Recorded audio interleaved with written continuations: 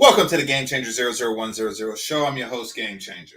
Okay, so it's no secret that people, men,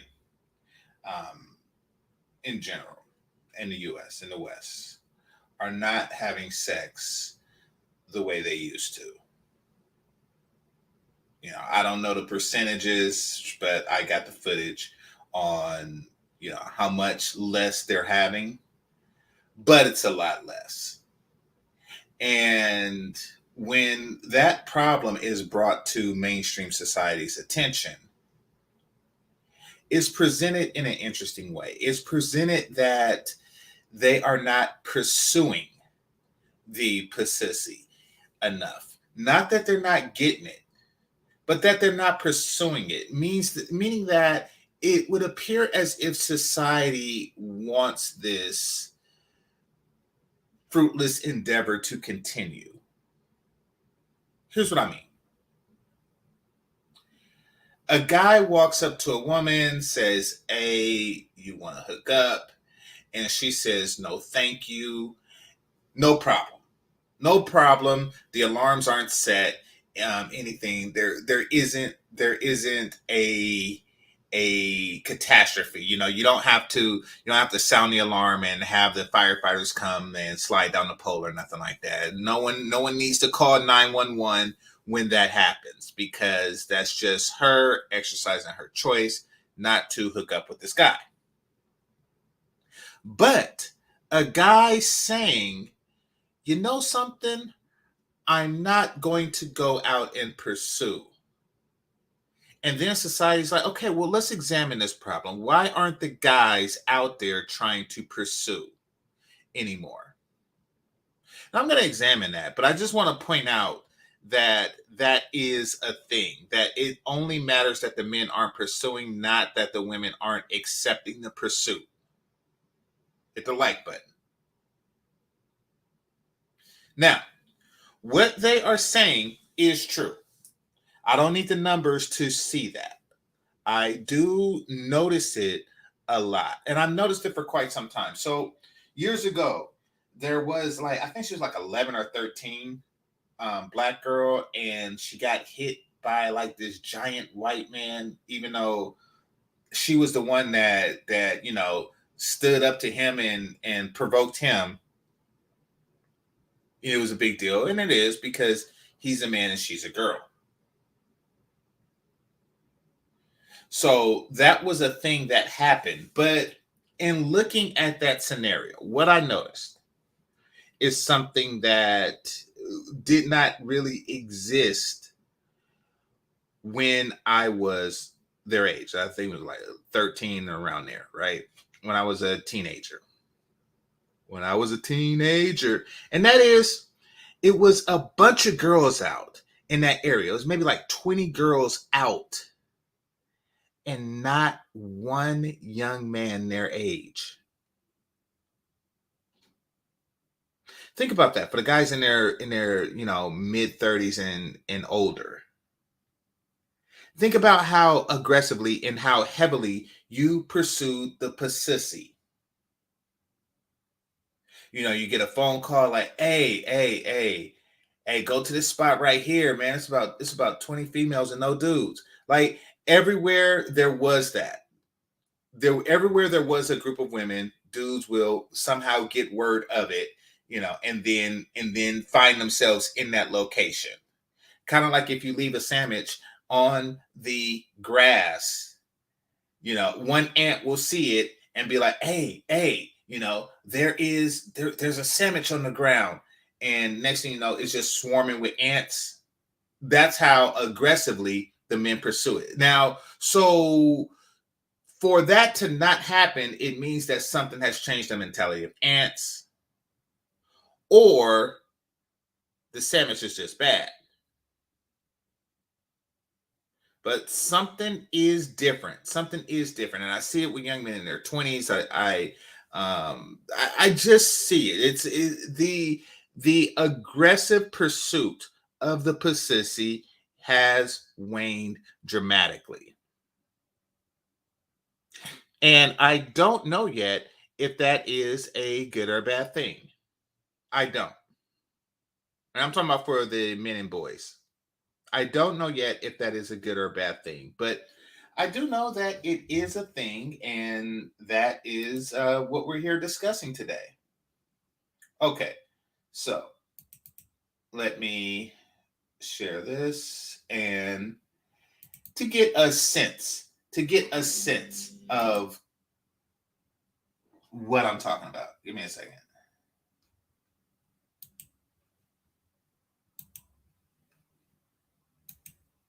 All right, hit that like button while I do this. Yeah, that's the one I was looking for. Okay. So, oh, by the way, Michael Ross, thanks a lot, brother. Greatly appreciate you. And actually, let me just shout out some people. We got a new member. We have David Wheeling. Appreciate you, brother. Sweet Melody Speaks, salute. Kevin Murray, peace, brother. Snazzy Individuals, salute. H&M, appreciate you. All right. And that's it for the early bird so far.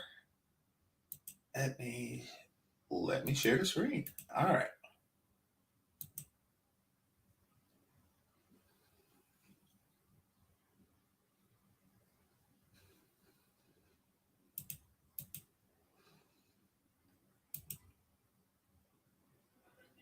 Pandemic left me single.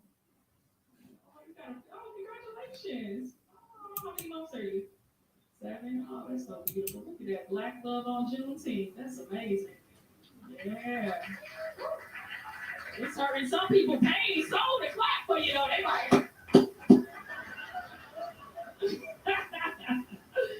oh, that's crazy. Pandemic left me single, you know, without a baby. It's to the point now I miss cat calls. Men don't cat call women anymore. You guys have gotten really scary. I don't appreciate it. You know what I mean? Like, remember back in the day, y'all used to be like, rah, rah, rah. Y'all don't do that shit no more. Y'all weak. And I blame the pandemic because the world got way more sensitive. So nowadays, a man walking up to a woman saying, hey, beautiful, can be borderline sexual harassment, depending on the environment. I remember pre-pandemic, I walked past a group of guys, and one of them ran up to me, and he said, hey, Mom, can I get your number? And I said, no, because I didn't know the pandemic was coming.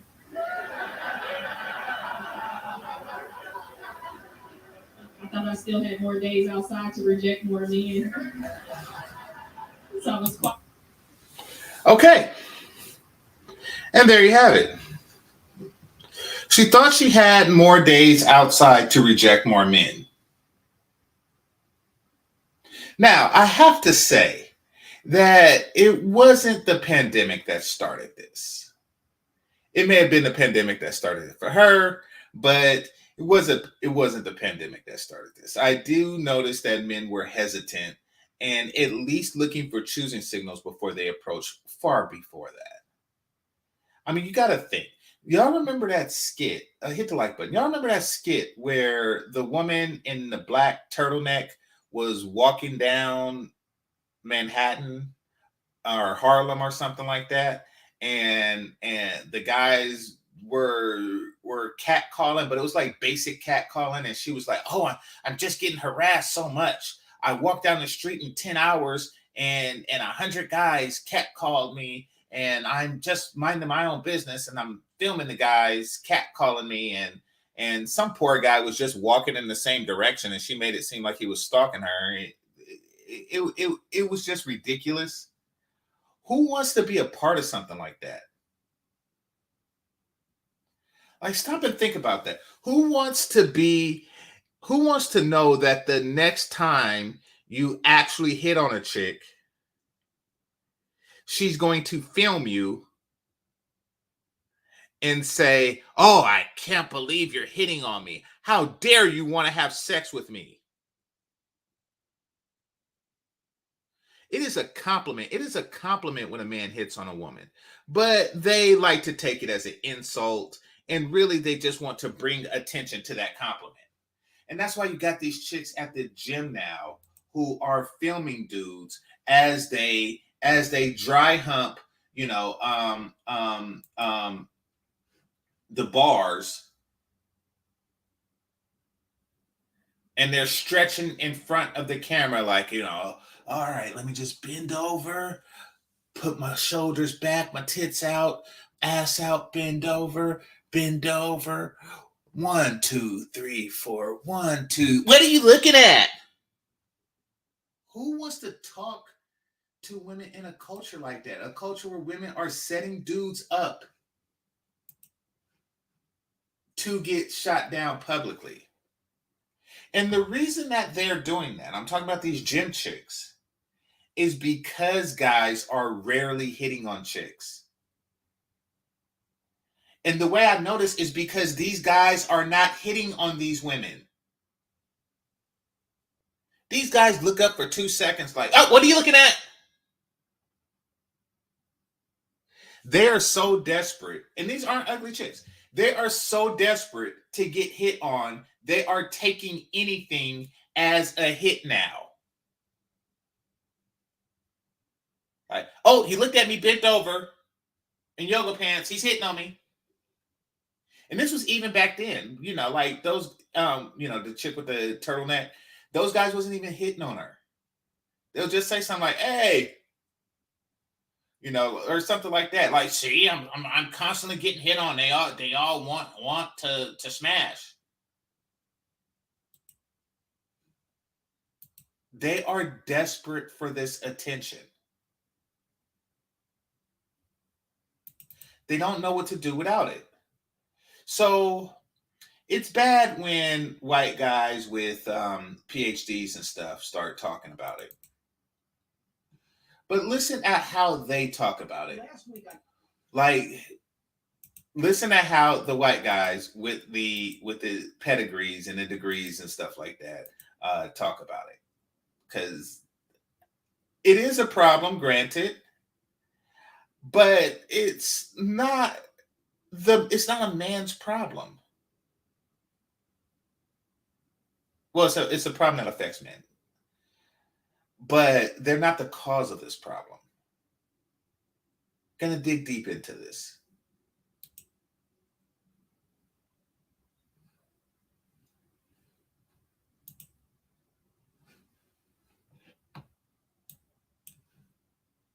Last week, I delved here into recent data from the CDC suggesting major problems with regard to the mental health of our adolescents. Surges in CDC, the Center for Disease Control, not trying to pursue these women in the gym and stuff, is a disease. So these people with the disease, with the beer flu, with the the H, the I,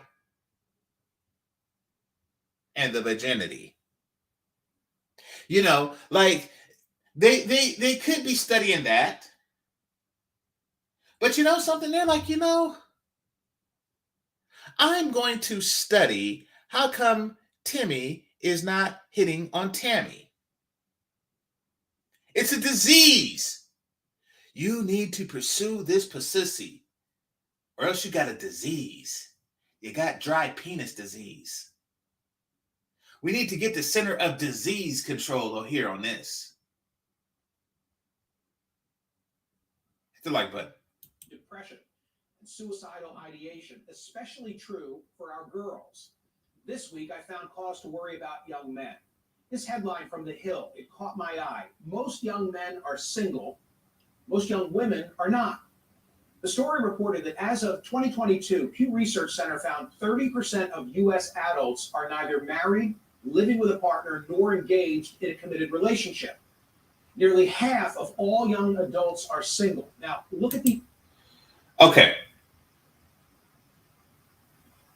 I'm looking at this here, and apparently the men are single at a higher rate than the women are single, like a much, much higher rate. Now, they're going to say that the thing is that the women are with older guys. So, men are like 63% of men 18 to 29 are single, and 34% of women 18 to 29 are single.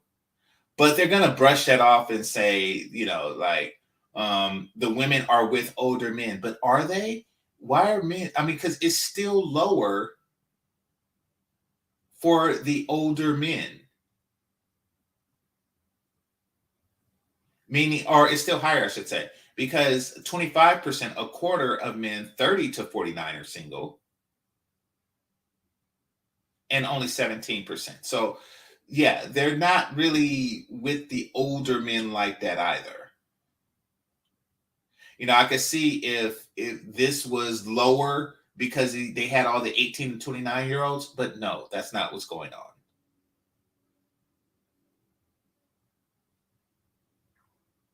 In fact, there are more single men in almost every age group. These numbers: 34% of women, twice as many, a whopping 63% of men. What explains that? I pulled the Pew study and I read with interest. Turns out since 2019, the share of single men who say they're looking for dates or a relationship has declined from 61% to 50%. In 2018, 28% of men ages 18 to 30 reported they had no sex in the past year, compared with 18% of women of that age. The Hill report said men in their 20s are more likely than women in their 20s to be romantically uninvolved, sexually dormant, friendless, and lonely. They stand at the vanguard of an epidemic of declining marriage, sexuality, and relationships that afflicts all of young America. Now, I understand the sexless thing, and that's because young women are preoccupied now. They are, it's funny because what's going on is that the women are encouraged to be in hookup culture, but they're not really hooking up. You see, women don't necessarily have to have sex to have a good time. If you was to say YOLO to a group of young people, both men and women, those words have completely different definitions. YOLO for women means, going out with your girls, partying, having a good time, and that's it. The more guys that buy you drinks and hit on you in that process, the better time you have. The more time you get into nightclubs for free, the better for you. Nevertheless, you don't actually have to have sex in order to have a good time. Men, if you're not touching a titty, it's not worth going. So the women are participating in hookup culture, but the men are hooking up. So what they doing, instead of for like hookup culture, how we see it, there's just a culture of, okay, we're not going to be traditional women, and we're not going to give it up either.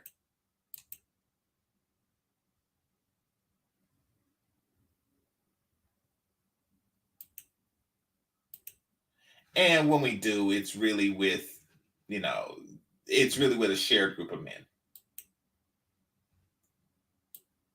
Age.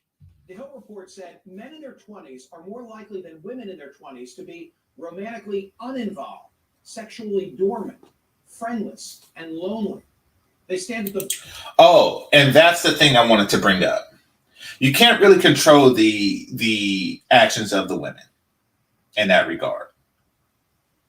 Well, I guess you can, and you do. That's why they are acting like this. But society don't want to control the actions of women in this regard. But what is interesting and sad actually is the friendless part. And I'm wondering why this is. In my 20s, I'm wondering if we developed friendships and bonds amongst men because of the pursuit of pussy, or is it because the lack of it is really making young men hyper competitive?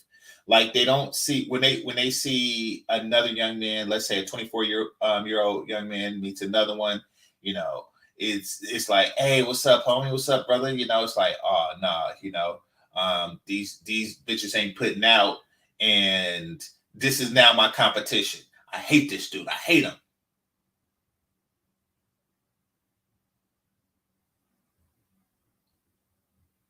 You got two sexless people and they're frustrated, so they just can't bond. I'm wondering if that has something to do with it, but I don't see a healthy reason why men are not befriending each other anymore. Vanguard of an epidemic of declining marriage, sexuality, and relationships that afflicts all of young America. Among the causes, among the factors, a reliance on social media and online porn. But also, more young women are hooking up with each other or dating and marrying slightly older men, and heterosexual women are getting more choosy. Other troubling statistics about men come from a 2021 study from the Survey Center for American Life. They found the share of men who have 6 or more close friends, which in 1990 was 55%, by 2021 had shrunk by half. Meanwhile, those with literally 0 close friends, which stood at 3% in 1990, has zoomed to 15%. An expert quoted by The Hill said that. Now I have to say, that is very disturbing. More so than because I get why why young men are not pursuing a group of unwelcoming women. I do get that. Why are you friendless? It seems like men would come together like more because of that. It's like, okay, so we're not really pursuing these chicks anymore like that, but let's get together on the basketball court this weekend. It seems like it'd be more of that going on. This disconnect can have catastrophic consequences for young men. Quote, in the worst case scenario, the young American man's social disconnect can have tragic consequences. Young men commit suicide at 4 times the rate of young women. Younger women are largely responsible for rising rates of mass shootings, a trend that some researchers link to their growing social isolation. Well, those words reminded me of a conversation that I had over a year ago, right here on CNN, with NYU professor Scott Galloway. But the issue is, when you have a group of men, the lower half of attractiveness of men, and online dating, which has doubled, now it's about half of relationships, and the top 20% of men in terms of attractiveness get about 60% of the interest, you end up with a group of men that are more prone to conspiracy theory, more prone to misogynistic content, more prone to not believe in climate change. So this is. Now, it is amazing that this guy here is studying the men for this phenomenon.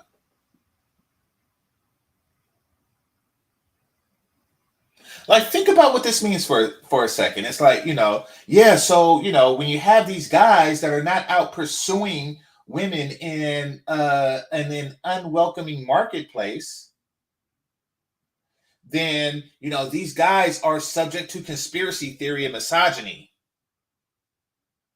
It's like, why don't you study for a second the women?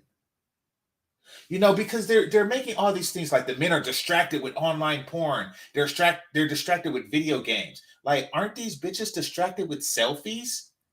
Aren't they distracted with Instagram likes? Like, aren't they distracted with DMs and online attentions and face filters and all kind of crap? Like, aren't they the ones with their face in the phone taking pictures of their food and stuff like that? Like, but yeah. They're doing what they're supposed to be doing. It's the men that should still be trying to pursue that.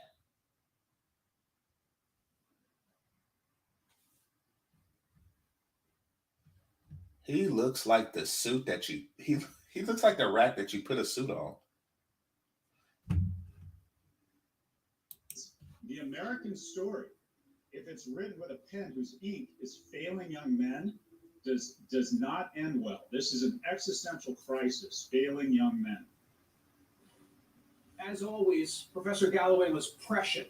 Back with me now is Scott Galloway. He's a professor of marketing at NYU Stern School of Business. He's a serial entrepreneur. He's the host of the Professor G podcast and author of multiple best-selling books, most recently, Adrift, America in 100 Charts. Scott, thanks for returning. Hasn't the advantage always been to those with the looks and or the money? What's changed? First of all, Mike, I just want to say thank you for raising this issue a year ago. Okay. He asked a very specific question. Hasn't the advantage been to those with looks and or money? What's changed? A lot of media companies were afraid to talk about this for fear that being pro-men was somehow being anti-women. Look, this is returning to the natural order of things. For the majority of history, a small percentage of Answer the question. majority of the mating opportunities. But in America, we decided to make a huge investment in what would probably be the greatest innovation in history. And answer the question. From 1945 to 1947, 7 million men returned from war or were discharged from the service, and we decided to give them the GI Bill, subsidized mortgages. We saw education rates go from 5 to 45%. They were valued. Answer the question. Strong manufacturing base that you had massive marriage and household formation. In some, men were seen as more economically and emotionally viable. And you've seen the reverse happen with the offshoring of much of our manufacturing base, with society that quite frankly doesn't value. Answer the damn question. We see it as a systemic societal problem. When we see problems or the stats that you just mentioned, we see it as accountability, where the men just need to level up. But married households and household formation are better citizens. They vote. They save at twice the rate. They're less likely to commit crimes. Okay, so, he's basically talking about the decline of the middle class, et cetera, et cetera, et cetera. And, marriage is good, et cetera, et cetera, et cetera, et cetera, et cetera. Answer the question. Doesn't the rewards go to those with looks and money? What has changed? And we have fewer and fewer viable men. We have a dearth of economically and emotionally. No, sir. Once again, here he is pointing the finger at men. You're no longer viable. Like, excuse me? You're no longer viable like you was in the 40s and 50s. You're no longer viable because the Montgomery GI Bill don't exist anymore, but it still exists. The middle class don't exist anymore, but the middle class exists. You're not viable anymore. No.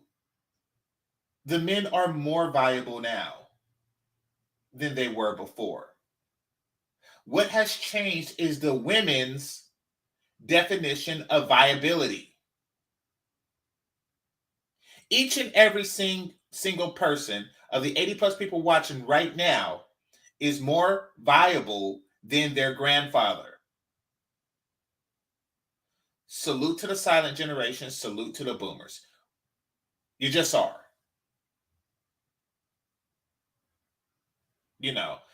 Many of us come from the grandpas with the 6th grade education. And if you ask them what they did for a living, the answer would be work. Hey, so what your granddad did for a living? He worked. What kind of work did he do? Hard work.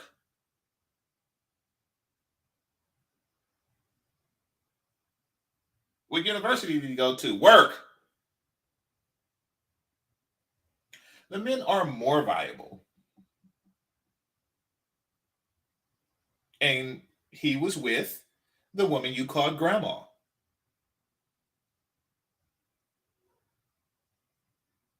Look at pictures of him and see if he had 6-pack.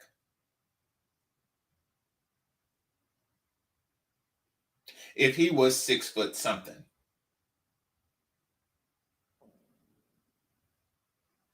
The ridiculousness of it. The men are becoming less viable. No. Viable men, but the middle class is an accident. Unless you invest in it, it doesn't happen. Eisenhower decided to invest $500 billion in a national highway project that created tons of jobs. We had, and by the way, the tax rate back then was 91%. We raised money. Ask a regular chick nowadays if they're looking for a brother that's, working on the highway, running around downtown. Ask them if they're looking for the brother, if they choosing the brothers that work for the highway.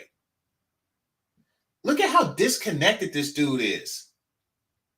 Oh, it's because they don't have the guys that's working on the highways anymore.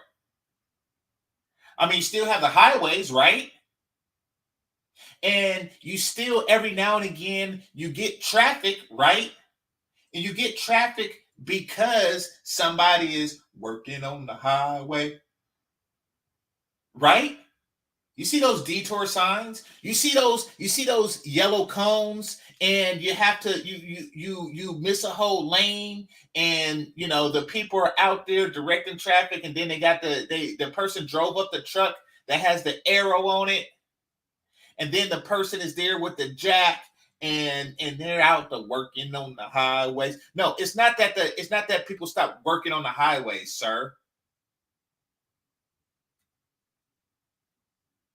It's not people didn't stop working on the highways. It's that when you interview the women of today, they say, I don't want a 9 to 5 dude. And your solution to the problem of women saying that I'm not checking for 9 to 5 dudes anymore is to make more 9 to 5 dudes.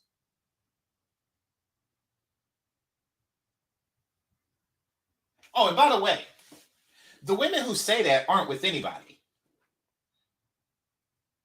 You see, and hit the like button. I know that if they tell the story, they out with the scammers, the schemers, you know, the beamers, and they are not with anybody.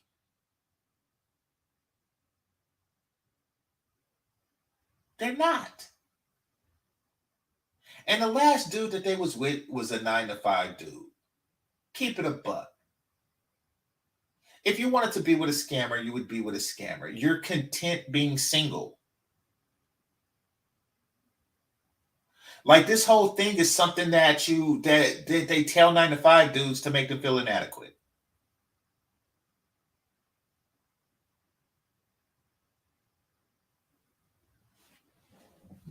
Hit the like button.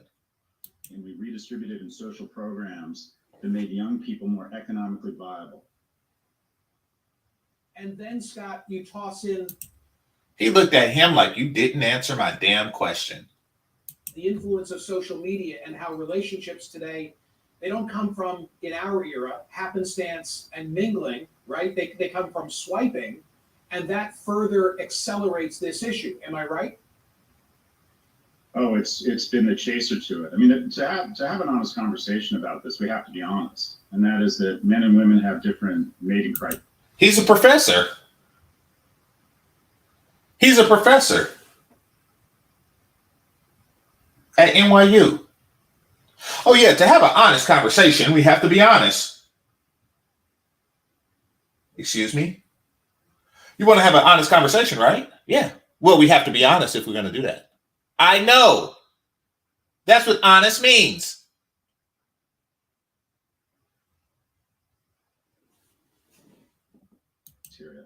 One quarter of men saying economic viability is a key criteria to mate. 3/4 of women say that is important. And when you're on a two-dimensional format, where now it's 1 and 2 relationships begin online, it used to be 1 and 4 just a few years ago, it gets distilled down to a small number of criteria. Specifically for men, it's does she look attractive? And specifically for men, is he able to signal his ability to garner resources in the future? An average attractive male on Tinder gets swiped less than 1% of the time. And there's 3 men on Tinder for every 1 woman. So an average attractive man gets 1% of the time. And there's 3 times as many men as women. Okay, so here's the thing. Not really tripping on the 1% so much. I mean, that is problematic for a number of reasons, particularly to the mentality of the guy. However, well, let's talk about that for a second. Most people fall within the average range, you know, slightly above and below the average range. That's just how the bell curve works. But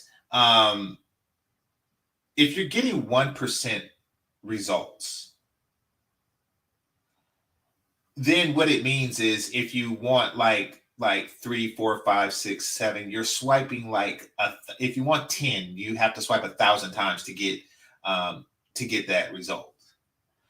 It really says something about the mentality that's going on, and and how you're going to respond to that, to those 10.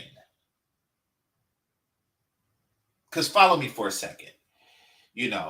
What those 10 represent is an extraordinary effort. They represent the effort of 100 swipes.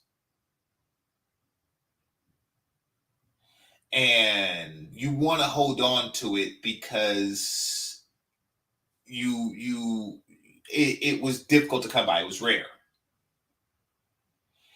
And what happens is during the date and during the interaction, you are coming off as clingy, you're coming off as overly compromising, you're coming off as a pushover, et cetera, et cetera, et cetera. And that's because, you value them because they're scarce, and they don't value you because you are abundant. Hit the like button.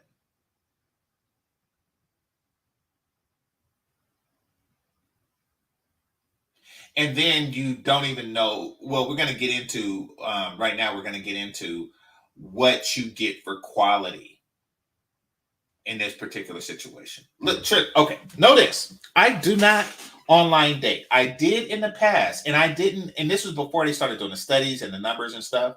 I did in the past, but I knew something was off. By the way, I'm not like a top 1% attractive dude. I'm not. So I knew something was off with this, with this whole thing. I never did Tinder. I never did Tinder because at the time, it required that you have a Facebook, and I didn't have one. But also, from what I heard from the homies about Tinder, it's not a marketplace. Okay, so what he just said was that the men outnumber the women 3 to 1. 3 to 1. So, which means that if we were to do percentage, it's 25% women, 75% men. 75 is 3 times 25. It's 25% women, 75% men. Now, what does that mean? It means y'all should hit that like button for one. And it also means that even if all 25% of the women were DTF, they all was out looking for some penis, that not only only the top 25% of the men are going to get serviced,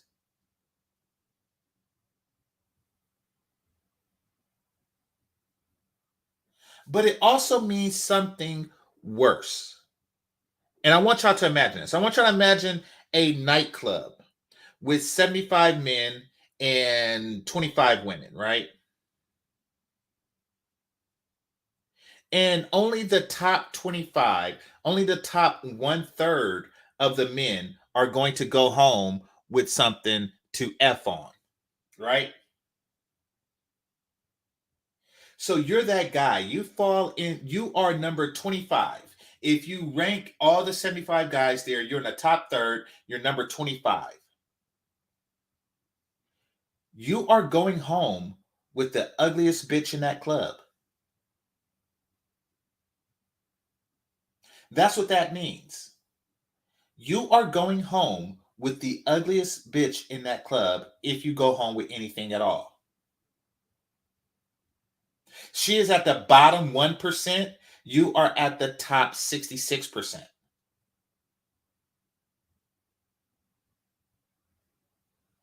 That's what that means. Now, the only reason why guys are on Tinder is because they don't see it. Like if you walk into a nightclub and you see like a bunch of dudes and a few women, you just walk out. Just like, oh no, I'm not gonna participate in this.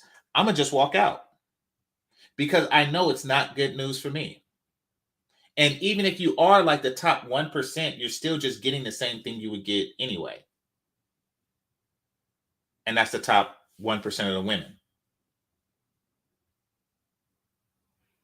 So it's like, okay, it's not really worth it for me to go. For anybody, the top 1% will get the top 1% anywhere. So why even make it a point to do that? The same with the yeah. So what's the point? The reason why guys are on Tinder is because they don't realize that it's 3 times more men than women. It's not a good endeavor. All you're doing is contributing to these. Oh, and by the way, you know, um, once again, what I was saying before about the nightclub, that's provided that 100% of women are DTF and they have to go home with somebody that night. They just feel compelled to go home with somebody that night. That's not the case in real life. In real life, women do not feel a necessity to go home with somebody every night. They don't have like a penis quota that they feel that they have to meet. They don't.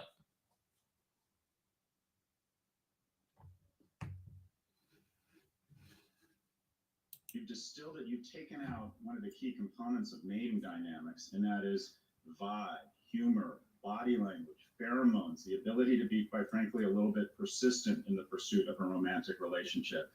We have no third places anymore, no places to meet. People aren't going to bars, they aren't sports league, they aren't going to church, they aren't even going to work. So it gets distilled down to very 1 or 2 dimensional attributes. And the reality is women are much choosier than men, and they can apply those screens and they out. Now, let's examine that. You see, they're examining the effect. Women are much choosier. They're examining the effect. The effect is women are much choosier and guys aren't going to these venues anymore. But they're talking about the guys and why they're not going to the venues. They're not talking about why women are choosier than they were before. Allocate all of their attention to a small number of men that results in just essentially at the end of the day a lack of opportunities. Chris Williams summarized it perfectly. He called it the high heels effect. In the last 40 years, more women have graduated from college than men, and they're not interested in mating with non-college grads. They now own more homes, single women than single men. So what you have is women say they won't date anyone shorter than that, 50% of them. Effectively, what you have metaphorically over the last 40 years is women have been getting taller and taller, and men have been getting shorter and shorter. How many of us have said, I know a ton of great... Finally, he hit the nail on the head. That high heels effect is perfect. Because essentially, what do women say? I want a man that makes more money than me. Wow, they started making more money. It's like, okay, so, so the bar is being raised as their income is being raised. Now, I wouldn't say that the men are getting shorter and shorter, but the men relative to the women who are getting taller are appearing shorter.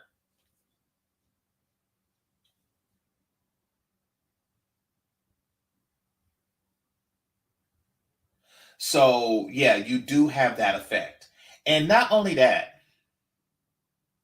you have women who metaphorically speaking aren't really looking just for somebody taller than them. They're looking for somebody who is taller than they imagine themselves being. Say, for example, you have like a philosophy major in university now, or an English literature major in university.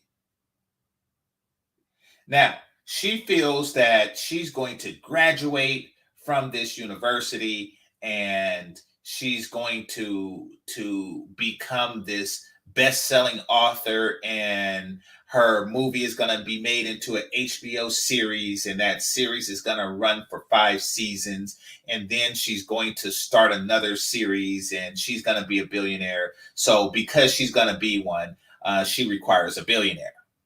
You have that mentality amongst a lot of women. So you're not really competing with, her working at Denny's in college. You don't have to make more than her Denny's salary in college. You have to make more than what her projected earnings is, provided that she is the one doing the projections. And it's not until she reached like 38 and she said, something, I'm not going to set the world on fire like most people. So now I'm going to look for a guy that's economically, a little bit above where I'm at. See, it would be okay if it was just I'm looking for a guy that makes more money than me, because then it'd just be like younger women getting with older men. But they hold out to wait to make more money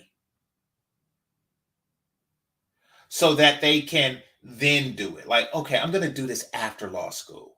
Then I'm going to implement the whole I'm looking for a guy that makes more money than them. So essentially what you have is a group of women that are not in the mating market because they're waiting to make more money so they can make the demand of more money. Take a young woman who wants to be a lawyer. She's in law school at her prime, not pursuing mates. That's why she's not on Tinder. That's why the men are on there, because a man will be in law school still looking for booty.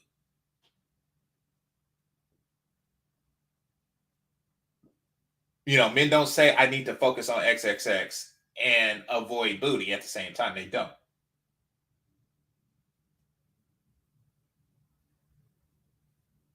But the women will say, okay, I'm not going to focus on this because my focus is going to be getting it afterwards. And, she's not going to get with the guys who are in law school with her because she feels that one day these guys are going to be working for her somehow because she is that chick. She's a boss bee. Single women, they can't find a date. That's not true. They can't find a date. They can't find a man they find economically or emotionally viable. If we don't make a massive investment in young people and make more economically and emotionally viable men, we're going to see a lack of household formation. We have to make more economically and emotionally viable men. No, you have to make less stuck-up bitches.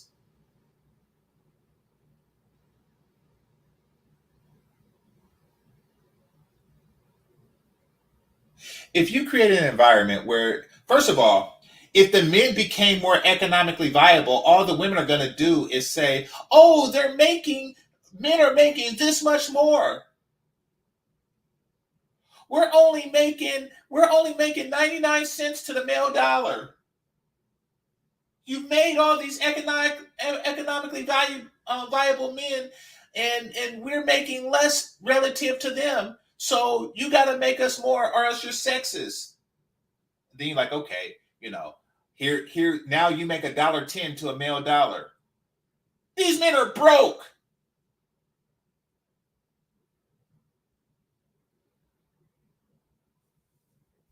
We're going to see a decline in the middle class, and we're going to see, quite frankly, just a lot of young men who are terrible citizens. So is the answer to fix this economically, and who will champion this conversation? You felt obliged to compliment me at the outset because we had engaged on this a year ago, and here I am revisiting it. And I read into that the fact that you think it's politically incorrect even to have this dialogue. When you're seen as advocating for men because of the 300,000-year head start we've had, it's seen somehow as anti-female. There's a lot of very unfortunate misogyny online that is masquerading as being pro-men. A lot of TikTok celebrities. It's misogyny. So now he's calling all these men who are addressing the same concerns as you in a different way misogyny. Your way is to throw money at it.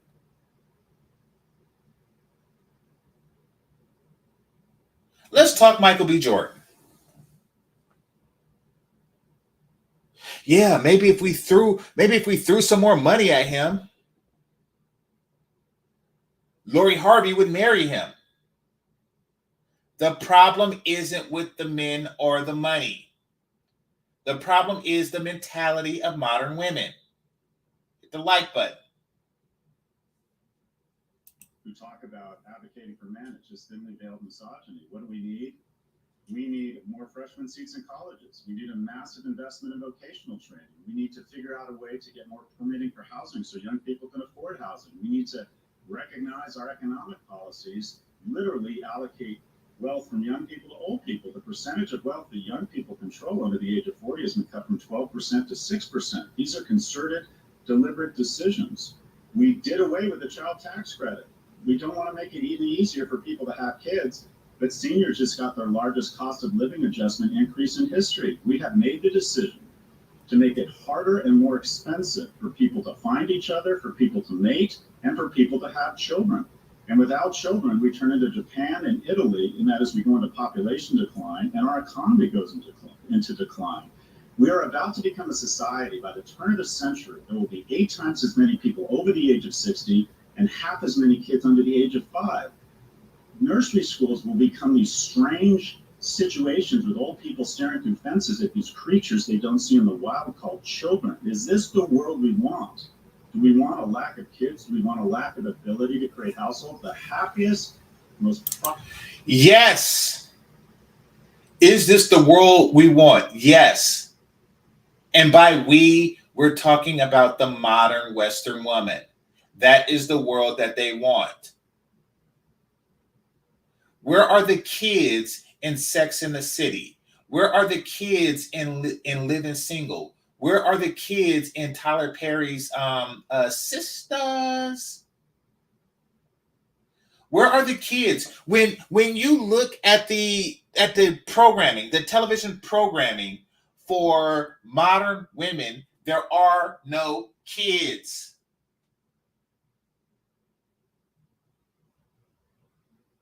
There's mimosas, there's brunch, there's Louis Vuitton. There's a different rich dick every week. There's no kids.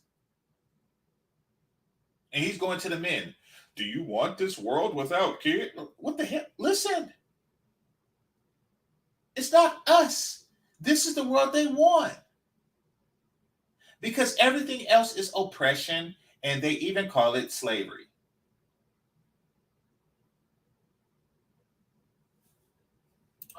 Prosperous, most purposeful people in America are middle-class families, and we have made a concerted decision to punch it in the gut and make it harder for that type of family formation. We're going to lose prosperity, and we're going to lose purpose.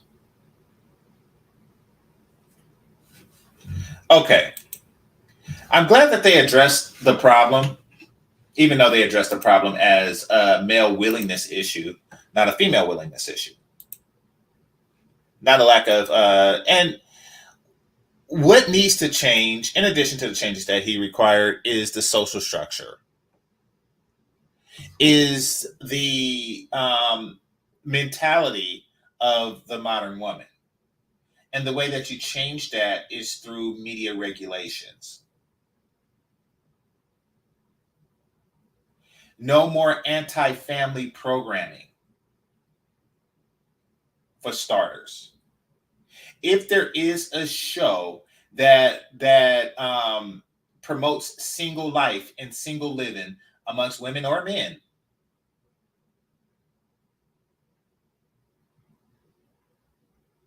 then that show is to be canceled. You know, those shows where you champion the single mother because, you know, she does it all by herself. Canceled.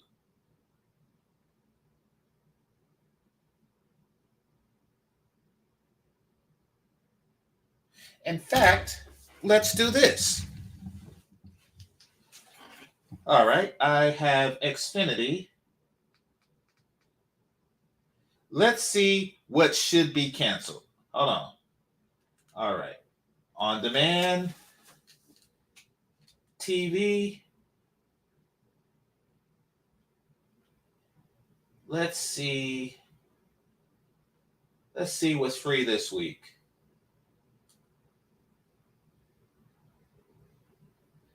TV premiering this week. Succession. It's about a rich guy and his family. Okay, keep it. Love is Blind. About a bunch of single people rejecting each other for more six-pack-ear niggas. Canceled. Yellow Jackets. Don't know what it is. Maybe. Real Housewives. Ultimate Girls Trip. Canceled.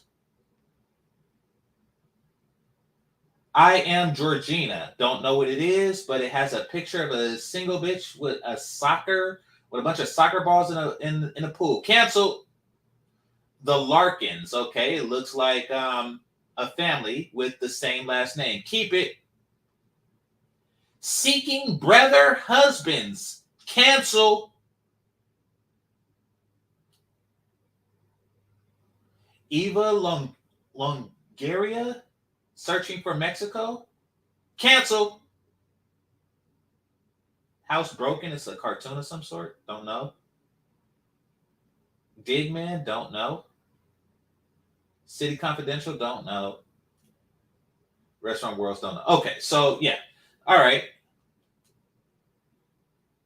Hold on. Let's go to days of the week.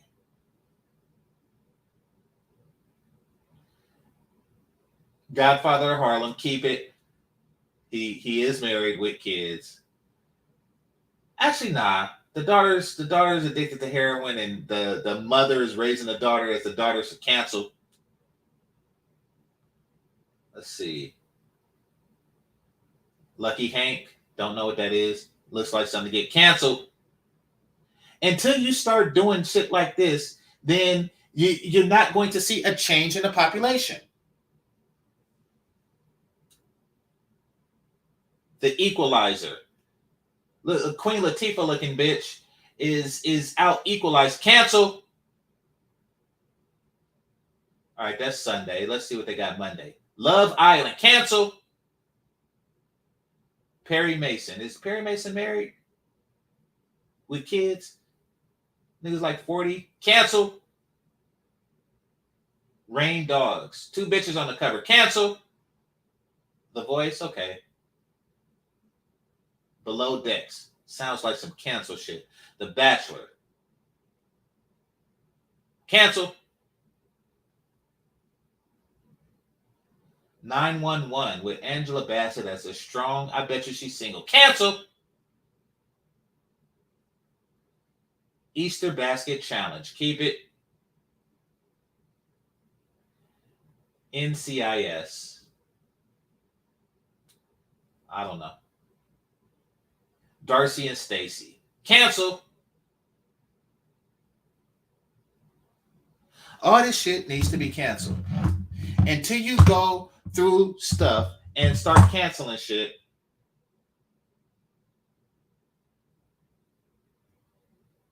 that doesn't produce the family outcome, that doesn't encourage families, then you're wasting your time.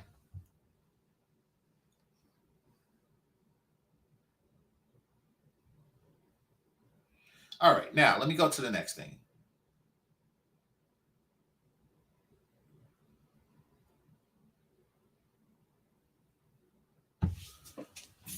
Hold on, let me see.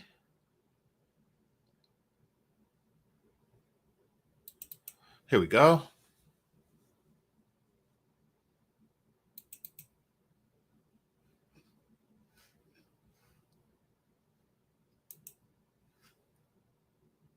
Oh, take a look at this. Take a look at this.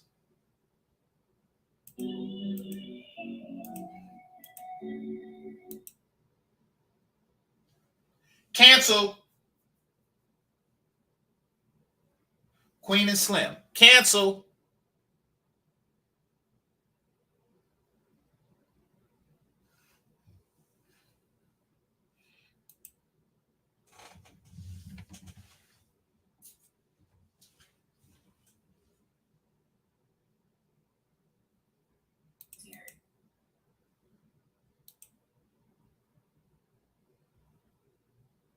Well, you don't really have. All right. Let me just find the 1 hour and 21 minute mark where they discuss this.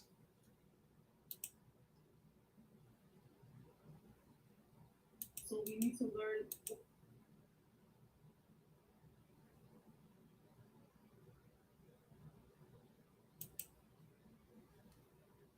There's a CNN article that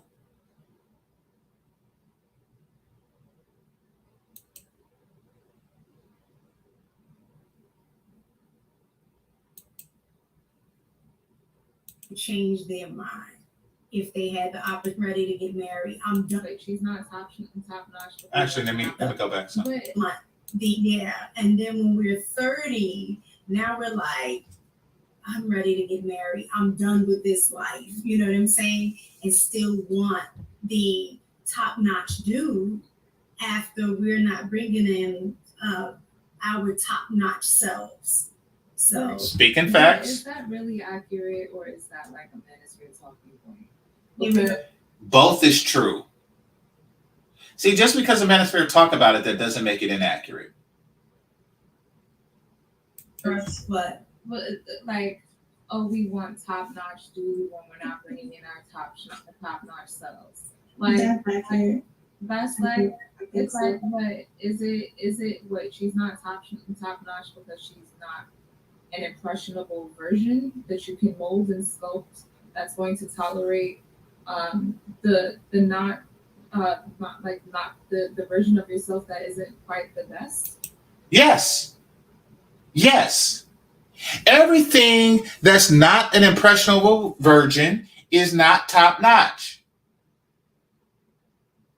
The more impressionable and the more virgin a woman is, the higher her notch. She wants you to feel guilty for being attracted to impressionable virgins. No, which you are not.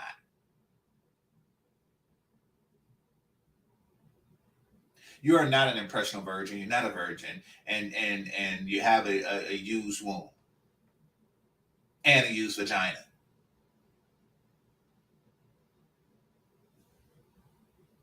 Or is it going to hold you accountable? Or is she not the best? Because just because a woman, not all women get run through when they're in their 20s. Sometimes I'm not talking about those women. I'm talking about the women that we just saw on, like women that were like that. That's that was the Bible. Yeah, absolutely. Then in that. Okay, so a little context to this. On Fresh and Fit, they asked a question to a bunch of women, a bunch of modern women. Would they rather have $20,000 a month or a husband that make $90,000 a year? And they all said that they would rather have $20,000 a month from a man than having the man with $90,000. And that's because of shows like, hold on. I still got Xfinity up. Shows like Are You the One? That needs to be canceled. Let's see. Vanderpump Rules. That sounds like something that needs to be canceled. Married at First Sight. Oh, definitely canceled. Let's see. Bel Air. Never watched an episode of Bel Air, and I probably never will. But if it's the same as the Fresh Prince of Bel Air, the storyline, then he is the product of a single mother. Cancel. Shows like Friends, that spent like all seasons but one showing single people over and over again. Cancel. Seinfeld, cancel. What else? Ghost. I don't even know why I pay for cable. TV is shit.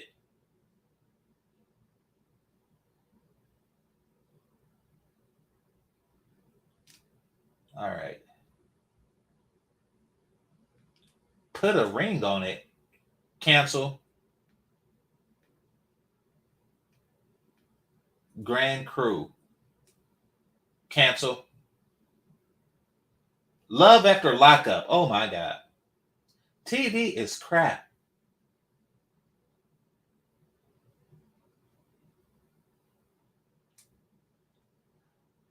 Love and Marriage DC. Now, I got a feeling that this is that show that I seen a commercial for. I got a feeling that this is that show where you got a bunch of divorced people and your ex-husband is trying to find the next dick that goes inside you. While at the same time, another man's next ex-husband is trying to find the next dick to go inside his ex-wife's pussy. And you're all living in the same house. And everybody's just watching for a fight to happen. Cancel. That's stupid. You're making a mockery of marriage. And you're saying that the fun begins with divorce. It's stupid. Cancel.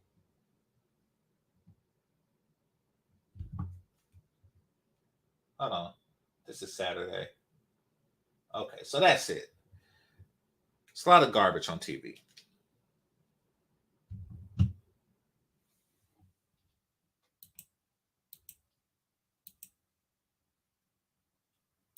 Change their mind if they had the opportunity to be married or have the sugar daddy in their 20s. And one of them clearly said, well, in my 20s. Somebody says streaming services are better. Okay. See, I keeps everything, and I keeps everything because I have company from time to time. So let's go to streaming service. The noise. I don't know what that's about, so I would just leave that alone. All right. So let's look at the top 10. I'm in Netflix. Dragged Across the Concrete looks like Mel Gibson. Okay, so it's a basic action movie. Those tend to have like lone wolf type, guys. Let's see. Luther, don't know what that's about. The Magic Elephant, it's kid stuff. Riddick, okay, you could cancel that. Let's see. Noise again. Kick Ass 2. I've seen that. I don't know. They're young, so they should be seen. So yeah, I'll let that slide. All right. Riddick again. Money Shots. Follow the story of porn. So okay, cancel that. Pitch Black. Cancel that. Catching Fire. Cancel. Shadowbone. You. Cancel you. I don't know what Shadowbone is. Outer Banks. I don't know. Sky High. Got some girl on girl action. So yeah, it's probably one of those movies about a bunch of single bitches going around. Yeah, cancel. The Glory. 100 Dance. Okay. Outlast. Wednesday. I don't know. Okay. Maybe the streaming services are better.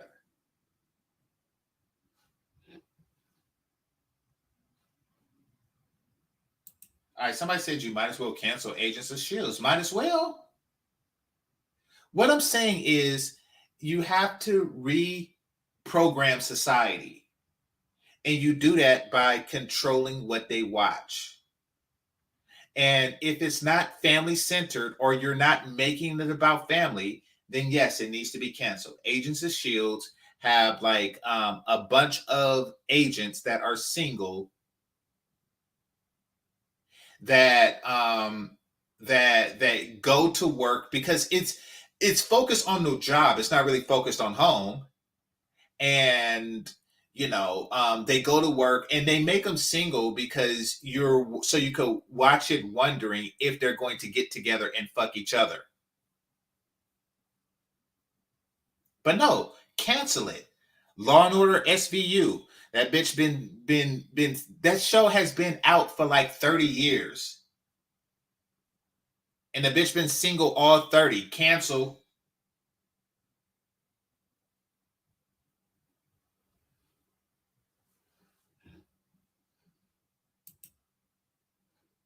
20s, I would maybe when I'm 30. And I think that's part of what the men have been talking about is that we are wasting our 20s away by doing stupid stuff like this, not understanding the long-term consequences. Yeah. And then when we're 30, now we're like, I'm ready to get married. I'm done with this life. You know what I'm saying? And still want the top-notch dude after we're not bringing in our top-notch self. So, but is that really accurate? Or yes, it is. You old bitch. Stop trying to pretend like you your top-notch self. Nobody's a top-notch self at 30. Ask any athlete, are they a top-notch self at 30? Is that like a manosphere talking point? in regards to what? But like, oh, we want top-notch dude when we're not bringing in our top-notch selves. Like that's like it's like what is it what she's not top-notch because she's not an impressionable version that you can mold and sculpt that's going to tolerate the not the version of yourself that isn't quite the best or isn't going to hold you accountable, or is she not the best? Because just because a woman, not all women get run through in their 20s. Sometimes it doesn't matter. It doesn't matter. You think you're top notch because even if you maintain your virginity,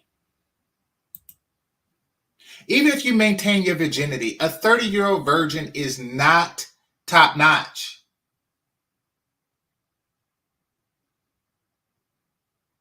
Like a Ford Pinto, a 1994 Ford Pinto with 0 miles on it is not top notch. Most people would rather have a brand new Tesla with 20,000 miles on it.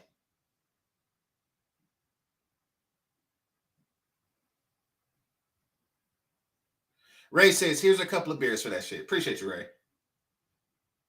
Hit that like button. Hit that Cash App button. Hit that super chat button. I greatly appreciate you. Greatly appreciate you all. I'm not talking about those women. I'm talking about the women that we just saw on, like women that were like that. That was provided. Yeah, absolutely. And she's making up these mythical 30-year-old virgins.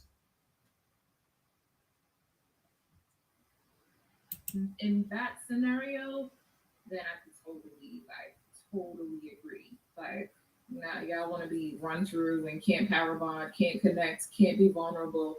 After you get run through, you just manipulating that man because you know that the only reason you're in there is because you're an opportunist, right?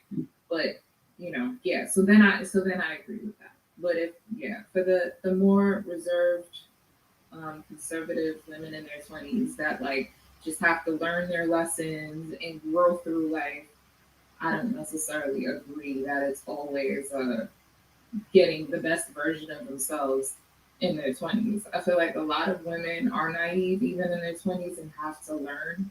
But yeah, these young women be making us look real bad out here. So you make you look bad. You are a single mother. Stop trying to say your vagina is. See, that's the thing.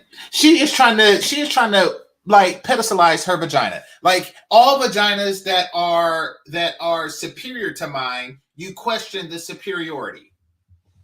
And all of the vaginas that are inferior to yours, you question the you highlight the inferiority. So obviously yours is superior to ones that have been ran through in their 20s. But it is not a virgin, childless vagina. So you question the superiority of the virgin, childless vagina. Like, oh, that can manipulate and blah, blah, blah. Yes, there is a hierarchy of vagina. Yours, like most others, are in the middle. Stop trying to advertise this shit. If you want to advertise your pussy to me, you use a push-up bra, preferably red.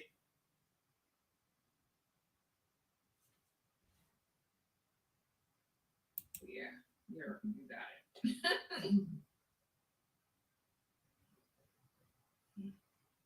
Hey, what are your thoughts?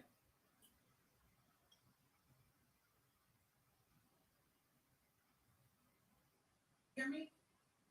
What'd you say? Anybody hear me? Yeah. No, I was saying, what is Lucky's? I think you're breaking up, Bruce. I think, did you say Lucky? Or you said? I'm gonna just answer the question. How do we fix the modern woman's mindset? You can't fix anyone's mindset. That's an individual process. And how we got here. Now I want you to remember, by the way, this is the highlighted comment. This is why I came to this part for what Lucky's about to say. Now, remember what she said just now. You cannot change anybody's mindset. I repeat, you cannot change anybody's mindset. Watch what happens, because she's referring to the young women's mindset. You can't change the mindset of the young women. Yes, you can. But it takes a dramatic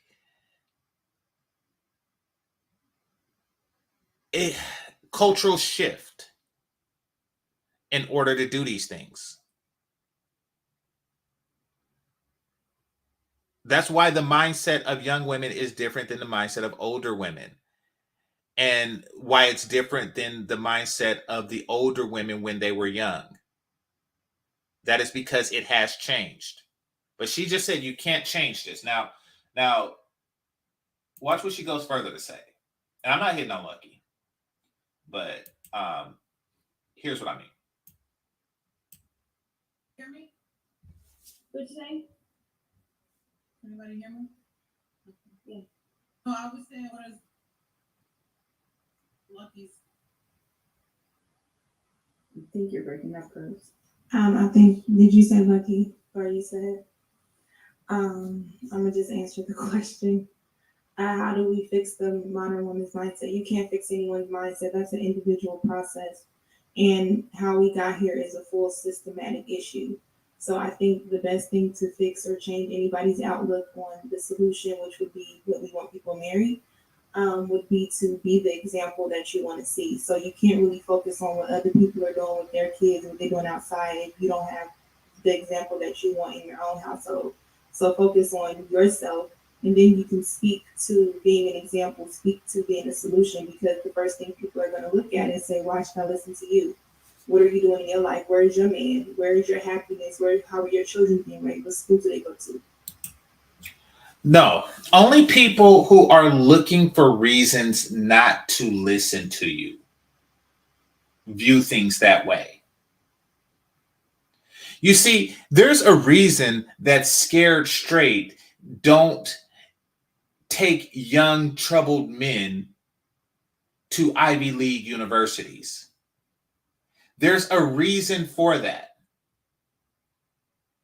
And that reason, quite frankly, is because they want to teach the young men to learn from the mistakes of others. So if you are a person who has made certain mistakes in life, you can teach others from a standpoint of don't make this mistake. Remember one episode, and I know this boy is never going to prison. Had this skinny nerdy looking kid claiming blood. I think this was the one claiming blood or some crap like that. And they scared the shit out of him. They made him peel an orange. He was crying. And they was like, peel that orange. And they was like, eat it. He was like, I don't want to eat the orange. That boy is never going back. He is never going to prison. He is done. They scared the shit out of him. Anyway, you can learn from the mistakes of others, Lucky.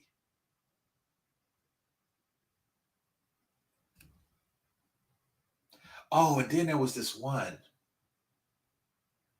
where this short, bald, fat nigga was in jail, and he went up to like this 16-year-old racist white boy, and he had his chest out, and he made that nigga comb his chest, and he said, "It bet not hurt, gently." I was like, God damn, that's some cold shit. And I know you had to go back to your Nazi friends and shit, and like, hey, I seen you on TV combing a nigga's chest. Like,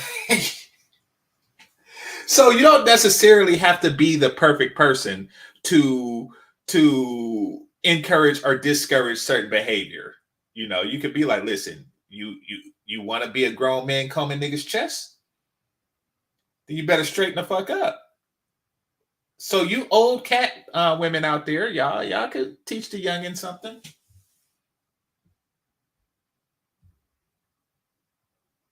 So I think it's definitely an individual process. I think we spend too much time worrying about what other women are doing or what other men are doing or what they're doing outside our house. We forget that the work is always individual, and you attract what you are. So if you want to attract something that's positive for people to look at you and be inspired, you have to be inspiring. You can say a whole lot of shit up here, excuse me, that just sounds like, oh, that's the right thing, we should do that. But if you look at your life and you're not actually putting it into practice, what are you saying? It's like a pastor who's cheating on his wife. It doesn't matter.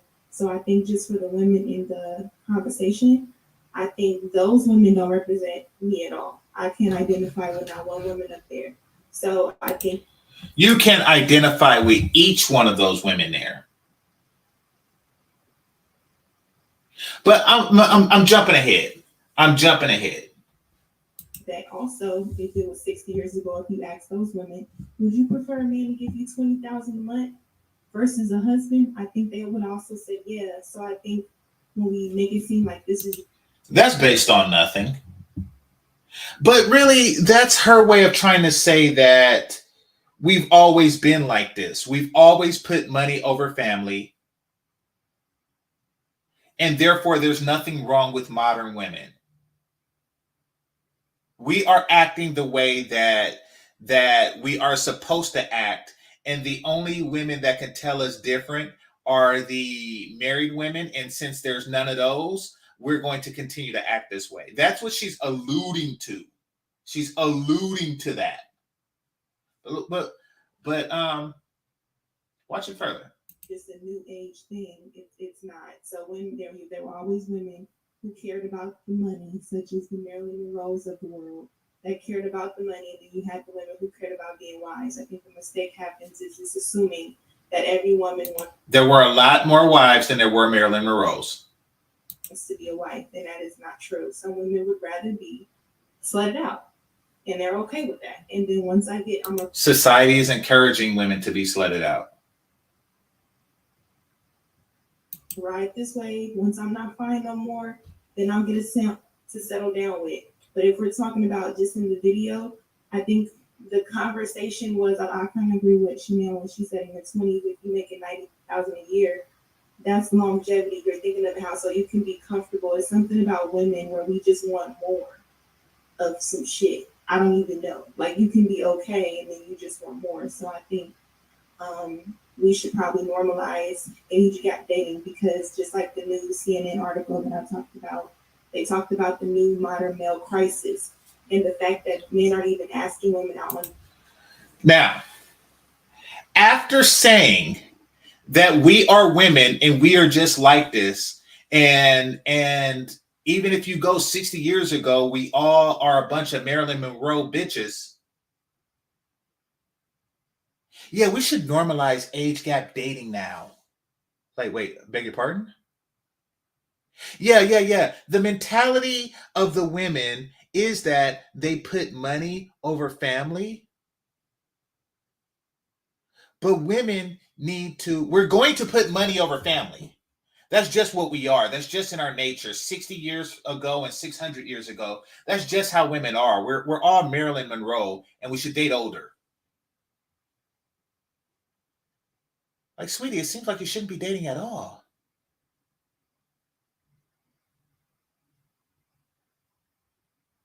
It seems like you shouldn't be dating or seeing anyone at all whatsoever.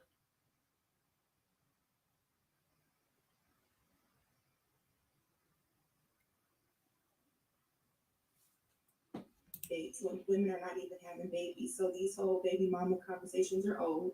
That generation is gone. Now we're dealing with men who aren't even asking. No, no, you are a baby mama. You are a baby mama.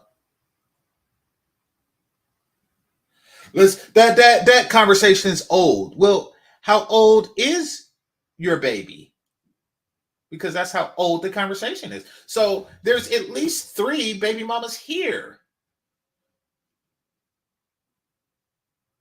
See, baby mamaism is a, how can I say this? Baby mamaism is a byproduct of women not respecting the family structure. When you combine a group of women with the mindset of, I put money over having a husband, and you combine that with a system that pays women for having children and not a husband, then you have baby mamaism. It is a byproduct of that.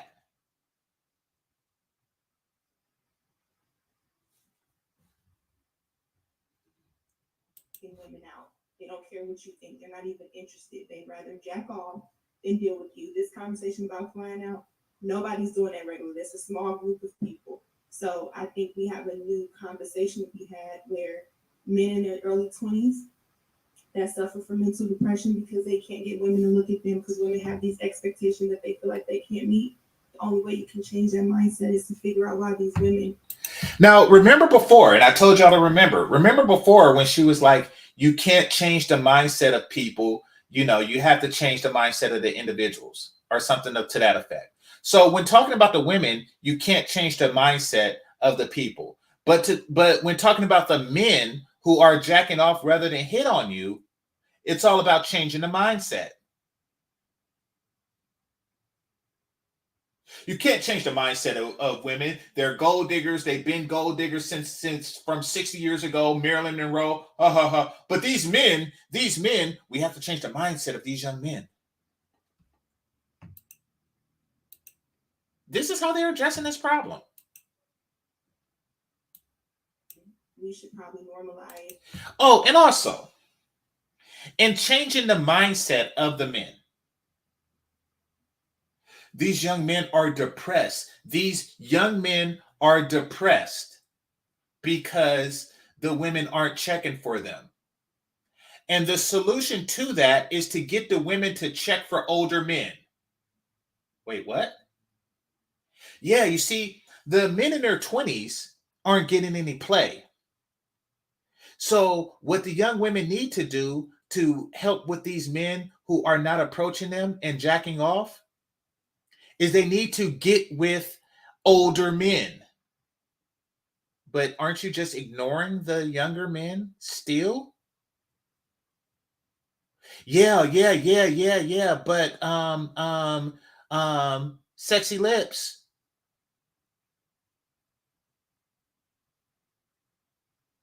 Listen again. Age gap dating, because just like the new CNN article that I talked about, they talked about the new modern male crisis and the fact that men aren't even asking women out on dates when women are not even having babies. So these whole baby mama conversations are old. That generation is gone. Now we're dealing with men who aren't even asking women out. They don't care what you think. They're not even interested. They'd rather jack off than deal with you. This conversation about flying out, nobody's doing that regularly. There's a small group of people. So I think we have a new conversation to be had where men in their early 20s that suffer from mental depression because they can't get women to look at them because women have these expectations that they feel like they can't meet. Yeah, those men need to try to get at the women, need to stop jacking off, and they need to go out and try to get the women who you just suggested date older men.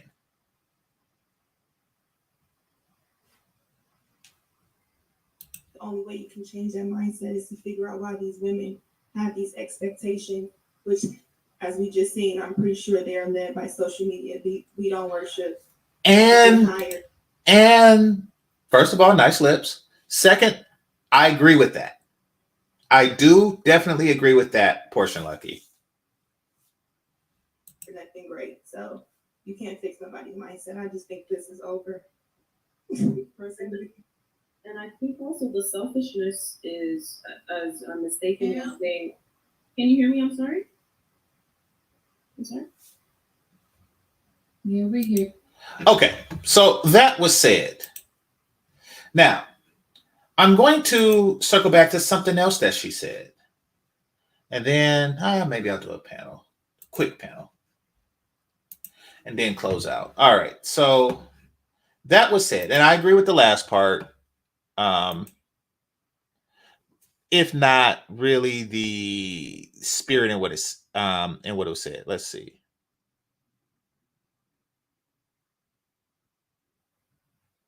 All right. Let me find this because I loaded this one a while ago.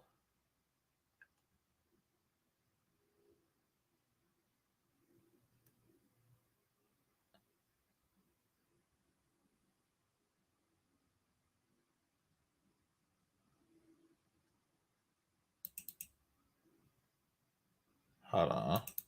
Hit that like button while I do this. Okay, this is no big.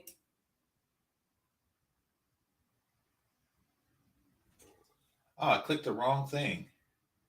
But while I look up the right thing, let's take a look at what she has to say.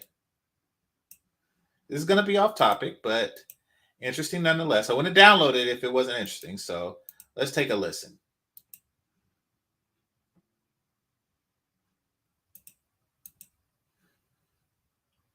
Okay, this is no hate towards you, but I want you to see how anti-black this comment is. When white women or other races wear wigs and makeup, y'all don't tell them, oh, let me see what you look like under the wig. Let me see what you look like under the makeup. Y'all just tell them that they're pretty. I mean, Kim Kardashian wears lace fronts and makeup all the time, and never do I see people ask her what she looks like without the makeup or what she looks like under the wig. People just tell her she looks good. It's because y'all just assume that black women are ugly and we have to do the most to alter ourselves to look pretty. When in reality, it's other races spending thousands of dollars to look like us. And I think when you guys see black women look very beautiful with wigs and makeup, you guys feel like, wow, this is not possible for a black woman to actually be this pretty. So it can't be true. It's too good to be true. She has to have some ugliness under that wig, or she has to have some ugliness under that makeup. If we look good, just tell us that we look good and keep it pushing. Because y'all don't tell other races to take their wig off or to take their makeup off to prove their beauty. But black women always have to prove our beauty. And it's really, really weird and very anti black. So hopefully, this explanation helped a lot of you who say things like this, because I don't think y'all understand it's very rude towards black women and it's very anti-black, and it shows your true colors about what you really think about black women and our beauty. I'm glad I accidentally clicked that one. I don't know if I covered it before. I'm glad that I accidentally clicked that one. That happened.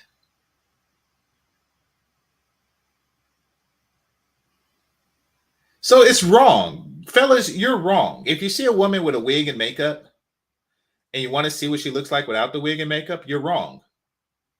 Oh, you don't believe I can be beautiful. Well, you don't believe you can be beautiful without it, which is why you have it. And it's somehow racist. Can't make it up. Cannot make it up. While she sits there with a blonde wig and makeup on. That's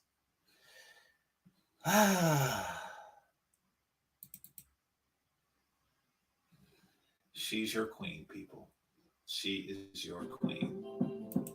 All right, so this is, let's see. Okay. So if we're talking about those, All right.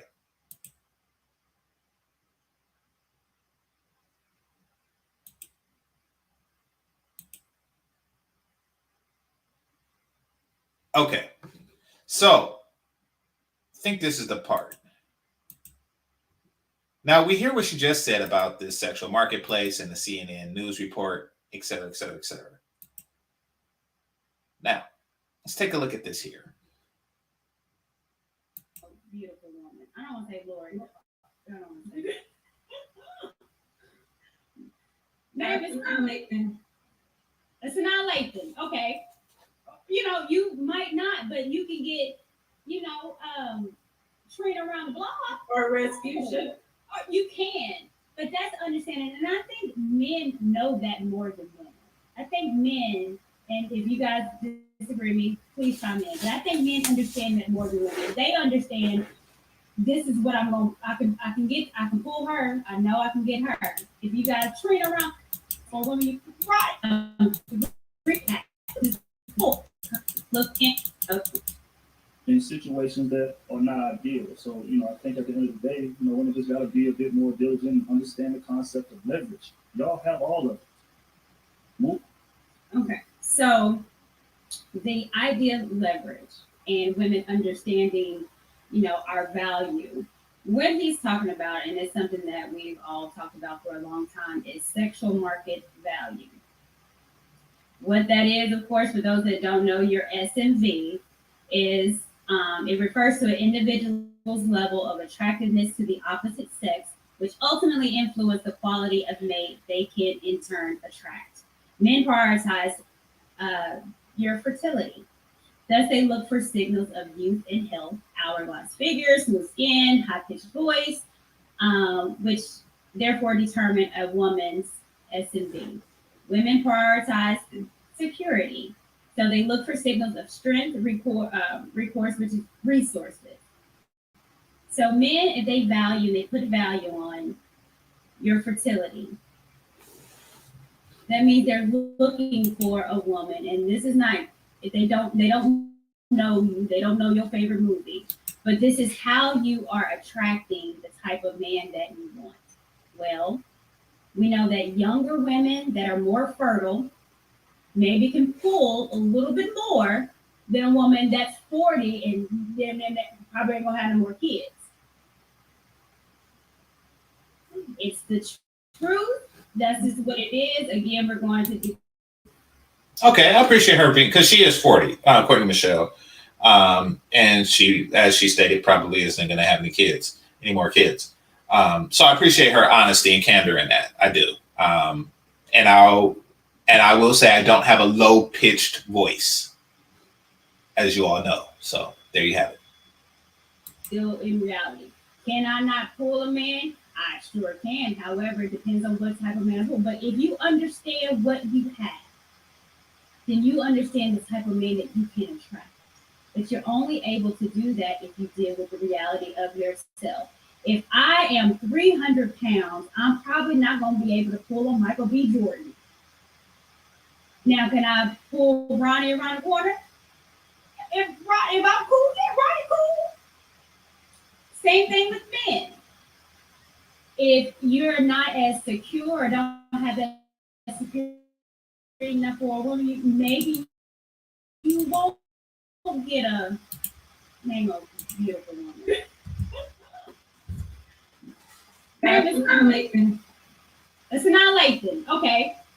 You might not, but you can get, train around the block. Or Rasputia. You can. But that's understanding. And I think men know that more than women. I think men, and if you guys disagree with me, please chime in. But I think men understand that more than women. They understand this is what I'm going. I can pull her. I know I can get her. Women, we still deal with the idea of volition. Like, man, maybe I can, maybe I can't, but not doing a self-assessment of yourself and looking at yourself and be like, maybe I should stay around waterfalls, the lakes that you used to.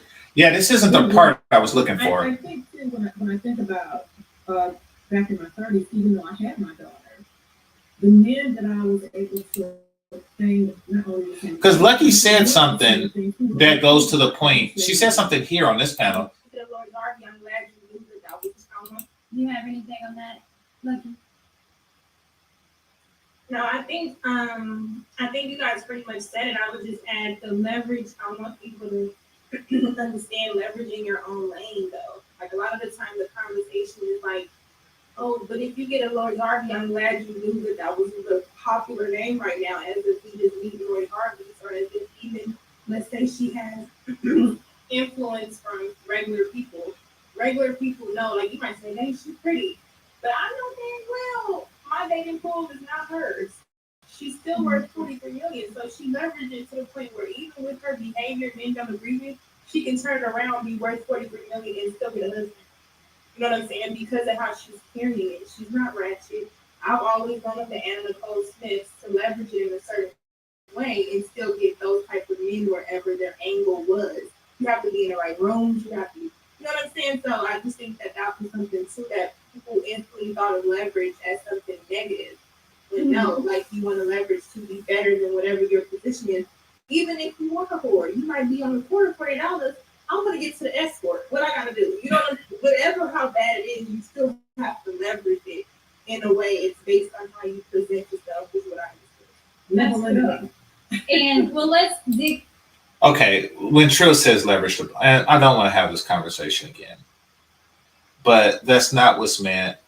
I mean, you know, like improving your sexual marketplace value isn't leveraging anything. What they're really talking about, and this is what modern people, when they talk about leveraging the sexual marketplace, what they're saying is men are undersexed,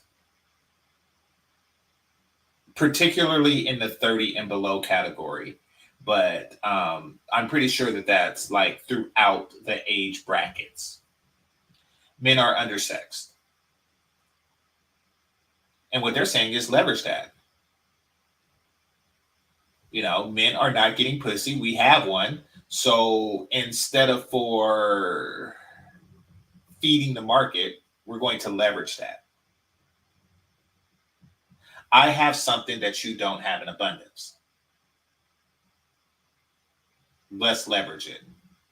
But they're trying to, you know, change the meaning and definition to fit a new design. Into that deeper because I mean we're saying how you present yourself, but at the end of the day, and let's just be frank, it's how you look. It's how you look. The Anna Nicole's back in the day, I just saw something on Netflix about Pamela Anderson, and she just recently married a man for 12 days. But he said in his will, she's getting all his millions because he loved her that much, and they was married for like 12 days. That's But leverage. when you look at that, when you look at the Maryland. You see that? That's leverage.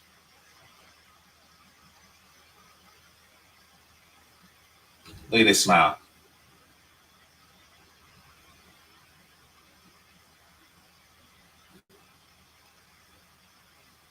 Look at these smiles.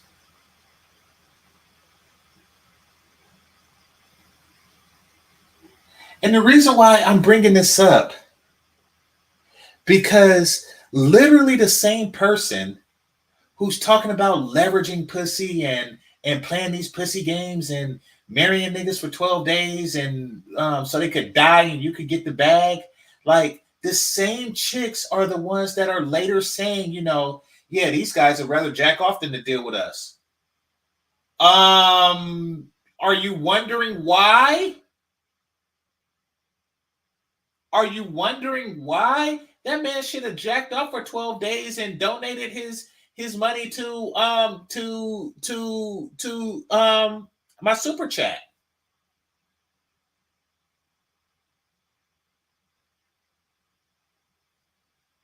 Or better yet, my cash app.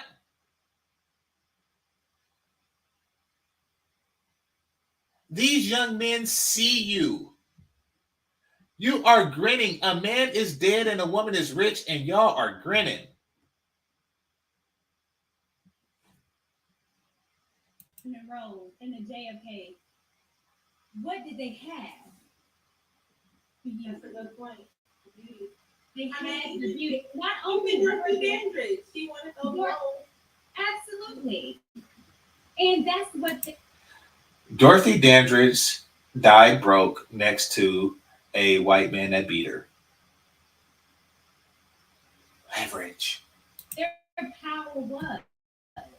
It was in their beauty, but not only that, it was they were beautiful, but men wanted to be with them. Their sexual marketplace value. It all and no man is looking at you, oh, she's beautiful. All right, all right. No, they're looking at beauty because they want to be with you. They And want then even if you, they want to get that too, let's keep it 1,000. Now, you see how they're talking right now. Look at that expression. You see how they're talking right now. They want to have that beauty and they want to get that pee. But they don't. They're sick of it. What Lucky will later describe as these men aren't checking for us. They'd rather jack off. You wonder why? It's because you are leveraging beauty. You're manipulating it. You're manipulating it in a way to the man's detriment and the woman's benefit. These men are saying, yeah, I don't want to deal with that crap.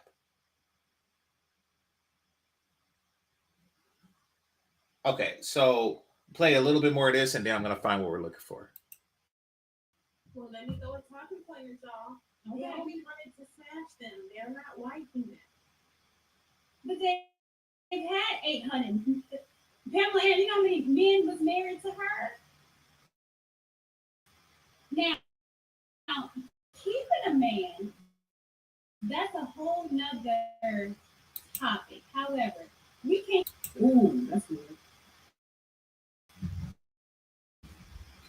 That's good. And you Why gotta am say I going exactly. to talk about a man where you need to, cook and clean? Yeah, you need to do all that. But first, you need to get him.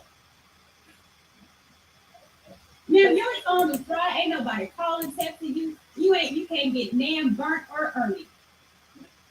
Because everybody looking at you.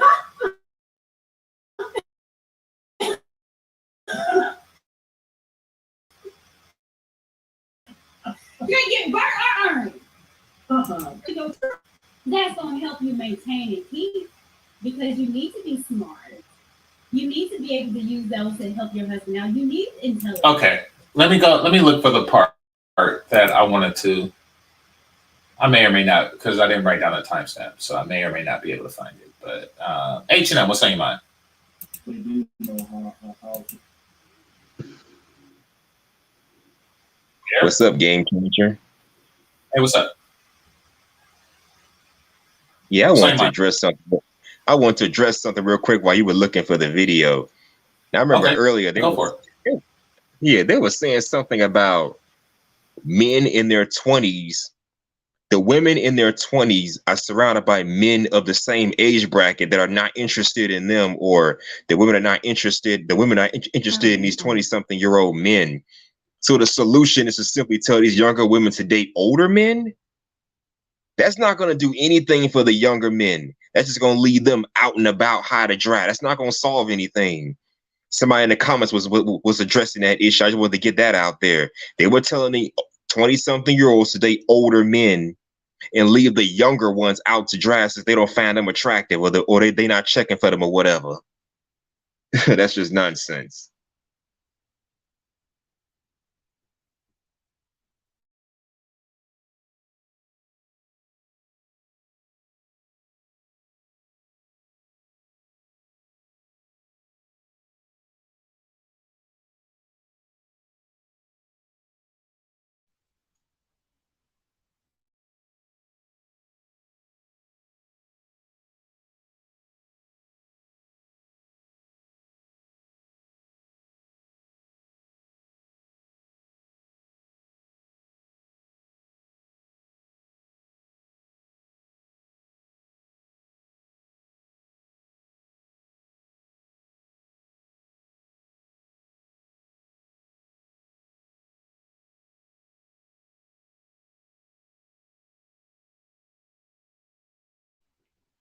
Are you there? My bad, I was muted the whole damn time. Okay, so let me just say what I was saying. So no shits is given about the men. Basically, they were talking about how do we solve the problem of getting women more dick and money. How do we get women more dick and money? Well, we get the women to date older men. Like, wait, I thought we were addressing the problem of. Oh no, no, no. The problem is that young women need more men to reject because they are not good enough and they can't give them $20,000 a month. So yeah, it's amazing how gynocentric society is nowadays. Because they're seeing the problem of men who are just opting out of the mating market as a problem for women because now they have less men to reject. Okay, so instead of telling these young women to get their minds right, get their act together, be more feminine, fit, friendly, and traditional, their only solution to the problem is to just tell them to just simply date older. Well, it's The a price willingness ain't issue. right. Like, see, here's the thing: you got to give a reasonable amount of samples, ladies. And by samples, I'm talking about sample pussy. Here's what I mean. So I used to ride BART with this guy, right? Who white dude from Arizona. Because when you're on public transit, I think BART is public. I don't think it's private. BART is like is a subway system. It's not a subway. Well, it's like the New York subway system. However, it's not underground primarily. It's overground. And it takes you from places like Oakland to San Francisco. And so it goes underwater too. So you strike up conversations, especially if you see the same person at the same station every day, right? So I was talking to this dude, telling me his life story, right? And he was telling me how he did time. He did time in prison for bank robbing, and he said that he was addicted, and I think it was to heroin, right? And he said most of the people in prison are there for drug related reasons, either the sell or distribution of it, or the stupid shit that they do while addicted to it. And he was there for the latter, the stupid shit he was doing while addicted to it.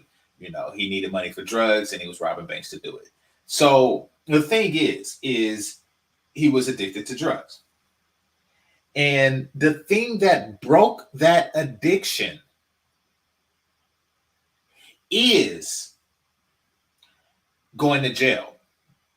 Because in jail, it's extremely expensive. And if you fuck around, you get killed over it. You fuck around, you accrue debt, or you mess around, you hustle, you thieve, you get killed. So it was quit or get stick, And by that I'm talking about with a shank or something like that, right? So, so he kicked.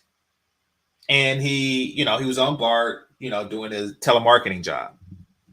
Afterwards, getting his life back together. From a drug dealer standpoint, that's a waste. Because once a person go long enough without the thing that they are addicted to, then they learn to live without it. Now, let's circle back to the sexless young man. Y'all should have been giving these young men doses so they stay addicted. Just every now and again, give them a little free sample so they remain addicted. Because now they kicked. Now they just like the dude that's been in prison. They went so long without the drug, and I think that they did the survey of the dudes that's been without it for a year. They don't have the same drive. They're not willing to rob a bank for it anymore. They're like, you know something? Okay. I find comfort in other things. And, what they were saying earlier was video games and shit like that. So they kicked. Unfortunately, so many young men have kicked. All right, let's play this. Bart is a cesspool. Bart, hey, if you think Bart is a cesspool, try taking a Bay Bridge. Seamless, because you've done something on this as well too, haven't you, Lucky? Yeah. Yeah, I've actually been enjoying breaking down these talking points. So, Yeah. Talking point killers. That's what I'm about to be. So let's go ahead and then we'll get Lucky your opinion on some of this stuff. Because of selfish reasoning. So because you're willing to give me the most powerful part of you, the most powerful asset in the world with little to no effort, how can you expect me to be willing to give them? What type of incentive do I have? I'm getting 99% of the benefits for what you're worth. I gave an example earlier on the podcast. If I walk into a Mercedes-Benz dealership and they got a Benz on the showroom floor, brand new, I check them out. Because other women understand that, and they do move that way. But then those women typically end up married. But others think that. What that is, of course, for those that don't know, your SMV is. Oh, shit's the same part. Damn. Chantel Simone. Did you hear me? The women don't. Seamless. Because you. All right, maybe it was 45. Like I thought it was like 25, but maybe it's 45. I can get money from men without them even. Oh, wait. I think. Even them seeing it. I think this is the part. Hold on. What is the prostitution? So vagina. But I can just down we and just give it to him. And then my idea, if I know I could Israel freedom, it for men the possibility of sex with this particular woman, that particular woman, but messes up kingdoms and empires. Yeah, this is it. Oh, well, damn it, is it? And that's the idea of leveraging. It's I know that this is what my man wants. However, this is what I'm wanting. So what I'm going to do is this and that for him. That's compromise. That's relationship. Give and take. Baby, I know you want this, and I want this. So if I do this, can you do? What the hell's wrong with that? So she's saying that it's a give and take. You're not giving, and they're not taking anymore. And Lucky is going to later touch on that. Like, the men are sick of playing that game. It's a give and take, which means that you give and we take. And the men are saying, wait a minute. I'm giving more than I'm taking. But it's funny that you mentioned that, though, because rest in peace to Alan Roger Curry. And he made an amazing book, and a couple of them, but this one in particular, The Possibility of Sex. And the idea, because sex is so powerful, what women have is so powerful that, like you said, Lucky, we know how to, a lot of women know how to manipulate. And it's the possibility of sex that leads a lot of men astray. A lot of leaders, a lot of powerful men, the possibility of sex with this particular woman, that particular woman.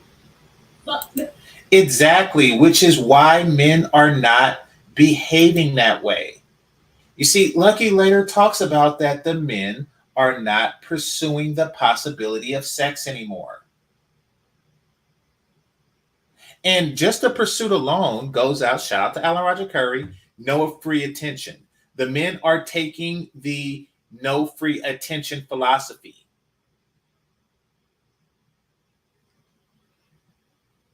messes up kingdoms and empires. Yes. It has to the dawn of day. This ain't nothing new to the Black community, the Spanish, the Mexicans, or the Puerto Ricans. No. This is just human nature, men's nature, women's nature. Men are sexual beings and they're visual creatures. Women have what men do. Okay, but Lucky talks later about a change because men are not the sexual creatures that they are used to manipulating. So right now they're talking up. Men are sexual creatures, and women use that to their advantage. But later, Lucky is saying, like, wait a minute, I am less capable of using this to my advantage because men are less sexual creatures. They have controlled their sexual urges. And that's vagina. Straight men. So if I know I have what men are wanting and craving and are working hard to obtain a level of a woman of that vagina. But they're not working as hard for it as they used to be. And if I understand that, then my idea, I do have to leverage because I can't start giving out what it is because then that brings down my value. Absolutely. Okay, so you can leverage it all you want to. Doesn't mean that the men are going to fall for it any longer. And I just can't maybe just give it to him on the first day because again, then he gonna start having some questions. Darn, baby, I mean, If you gave it to me that yeah. quickly, Who who else you give it to? to? Right. And those are Absolutely. legit conversations. Yes. So the two chicks on top are obviously talking about two different marketplaces. And for the life of me, I just don't. I don't know. I wouldn't say it influences the homosexual men as well because you either want to be with us or you want to be like us.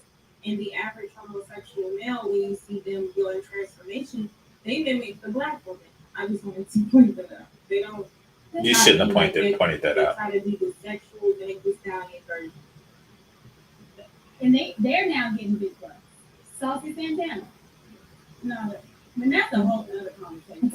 But I just wanted to stick on the influence when you said straight man. It's like influence go different ways when you talk about a female. It really is. Like, so when you mentioned the vagina, men are you have the men who want to do anything for it and good and bad.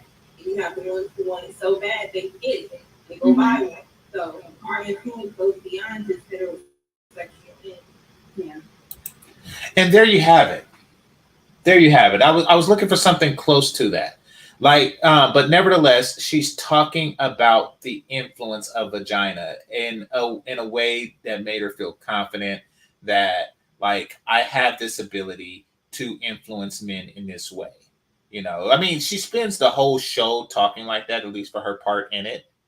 But that's the gist of it.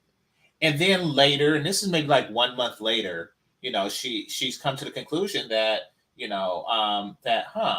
it doesn't have the same influence. I don't really have the power to manipulate men, not just with sex, but with the possibility of sex that I once had. And that's what she's concerned with. And even though the question was about the behaviors of the women, it still went back to the fact that, because this is an alarm to her that men are not pursuing her pussy with the same vigor that they once did. Pablo, your thoughts? Yeah, the way I see it, it becomes a simple cost benefit analysis for most men. How much investment of time, resources, and uh, emotional Capital. capital do I have to put in to achieve a desired result, right? Uh-huh. And it has reached a tipping point where a lot of guys are saying, you know what, the cost is too high when you add it all up for what I may receive in return. I'm not receiving enough femininity, beauty, fitness, kindness, none of those things am I receiving in a great enough amount to make me go through the motions, to jump through all of the hoops, climb all of the obstacles that are set before me. Mm-hmm. And so that's what's happening as I see it. Now, earlier you were showing you were talking about some television shows. And one of the shows you mentioned was Georgiana. Georgiana. Georgiana. Let me tell you about Georgiana. Georgiana is the Colombian wife of football superstar, soccer superstar Cristiano Ronaldo. She bought Cristiano Ronaldo a Bentley for his birthday with her money. So she is a keeper on the television list. Return her to the list, please, sir. Thank you. Okay, my mistake. I looked at the single woman on the cover. I'm like, I thought it was some more bullshit. But yeah, but no. If I were in charge of TV, I would actually watch the trailer and watch the show, or read a script or something before I just cut willy nilly. But I will make an example of some shows, definitely. You know, definitely. But it's funny how you were talking a moment ago about return on investment, because that's what it's really about. Men aren't getting the sexual return. Now, I was saying this on Bernard's show when he had a panel, um, um, and that is that they're not getting the return, the pussy return on the investment anymore. So they're simply not investing. And simply put, the women are requiring a greater return for the same offering. When they once required. Okay, so you, like myself, coming of age in the 90s, know that women have always been selective, but you really only needed one category of attraction in order to get laid regularly. Yeah, you either had to be handsome, charismatic, or successful, meaning i.e. money. But you needed one of the three. But if you get one of the three, or good. funny or tall right. But you really just needed one. You really just needed one positive attribute, or high on your social status, meaning that you're the captain of this or you're the fraternity of this. You just really needed one thing back then. Right. Now, if I had to gauge, particularly amongst the younger women, I would say you need three things. Yeah. You need to excel in three categories. Which would be, a person who's handsome and wealthy and charismatic. Or if you're just like a nice body, or nice body, height, and money. Or if you're just a rapper. If you're just a rapper, you don't need to be any of the other stuff, because Lil Wayne is none of those. Well, no. Lil Wayne is wealthy, and he has status and a six pack. And so does Chris Brown, et cetera, et cetera, et cetera. I mean, it's not just one thing anymore. Right.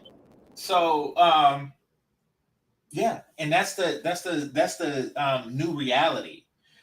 So, which is fine. A person has the right to want what they want, but what's going on is that men with one or two things, they're not getting as much as they used to. They're getting a lower status, or excuse me, they're getting a lower return on investment.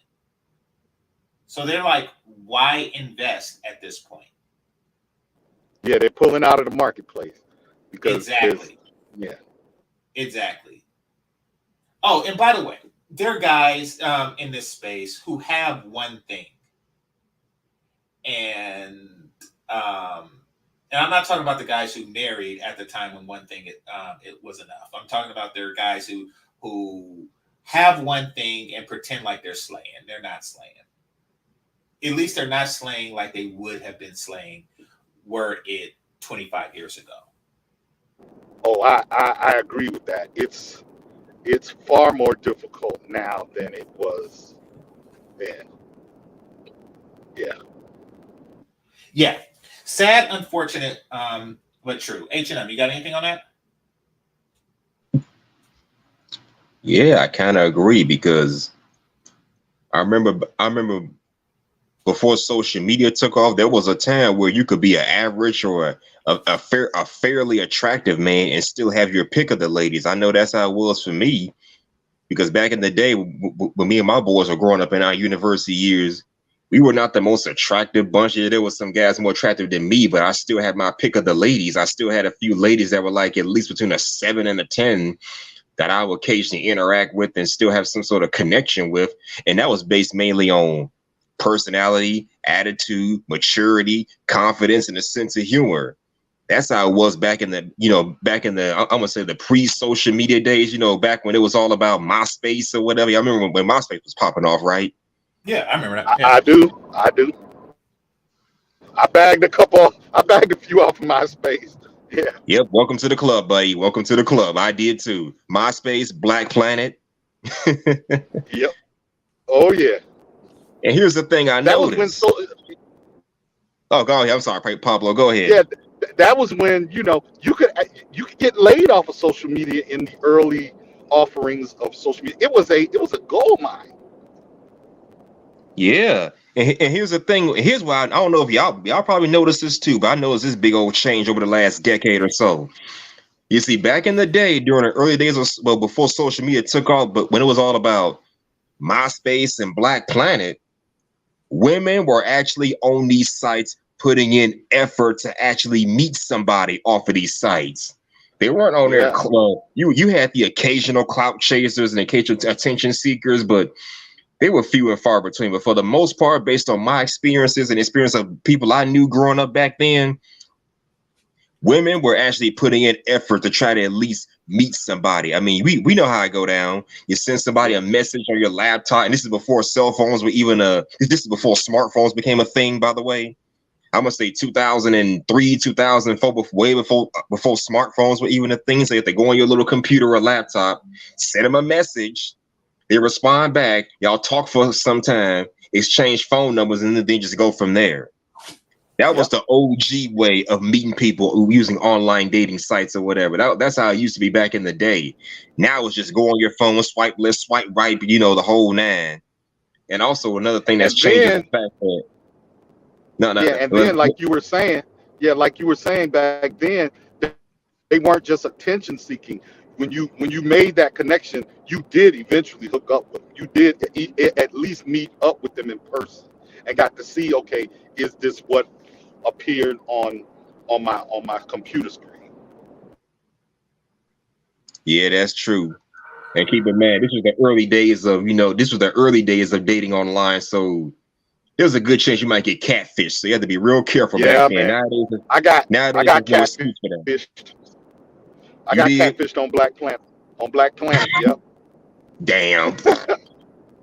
Well, I can't be too mad at you. Because keep in mind, this is before the days of video calls and FaceTime and Facebook Messenger. So back then, it was not as common to get catfish, but it did happen. Nowadays, there's no excuse for being catfish thanks to Snapchat, FaceTime, and Facebook Messenger. So, but like I was saying, back then, people put in effort to try to meet somebody on these online dating sites. I can vouch for myself because I bagged a few myself on Black Planet, and I think one on MySpace. I think at least 4 on Black Planet between 2005 and maybe 2007 or something like that. I bagged a few women myself on these sites. But the thing is, they put in effort to meet somebody back then. Nowadays, it's all about clout chasing. How many comments I can get, how many subscribers I can get, how many men slide in my DM I can get. They want the attention and not the effort to put in effort to meet somebody. That's what I've noticed. You want to chime in? Go ahead. Well, I haven't online dated, but I will say that throughout the market, because the base criteria has changed on the women's side, men have opted out. Kind of like a lot of the younger people are opting out of home buying. The criteria has changed. What you one time required 10% down or even nothing down. And now I don't know, I think it's like 30% or something like that. And you're still competing against people who are just cash buyers and stuff. So, the market's changed and people are going to naturally react to the market. And that's what we're seeing with these young men. Now they're not as eager to approach because it's not yielding the results that it once did. I mean, people are going. It's like a gold mine. Like when people discovered gold in San Francisco. Of course, we hear about that in our history books, our local history. They had and Raiders, the Oakland Raiders actually is named after the people that used to take their shit. So so yeah, just a little history. And 49ers is from 1849. That's when the gold rush started. Nevertheless, the when they did that, there was initial jolt. Like, it was good. Everybody went there because it's initial jolt in gold. But eventually gold mines run dry.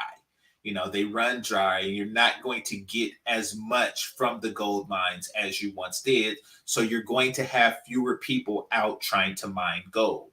That's just what it is. Passport bros represent a group of people who found gold elsewhere. Gold mine that hasn't dried up. So that's a natural response. The way men are behaving in this marketplace is completely natural. Oh yeah, you know something I see that worked back in the day that would never like probably work today. What's that? If you ever heard about Freaknik, Yeah, I have, but never used it. Freaknik, Freaknik was an event. Yeah, it was an event. Yeah, Freaknik I was heard. an event. The name sound familiar. I'm just saying. Oh no, Yeah. it was an event in Atlanta. Yeah, put Freaknik in your YouTube search there, and you'll see videos of what it was like. It was HBCU or Black College version of Daytona Beach, without the beach, of course. It was a yearly gathering that got pretty wild. Girls got pretty loose.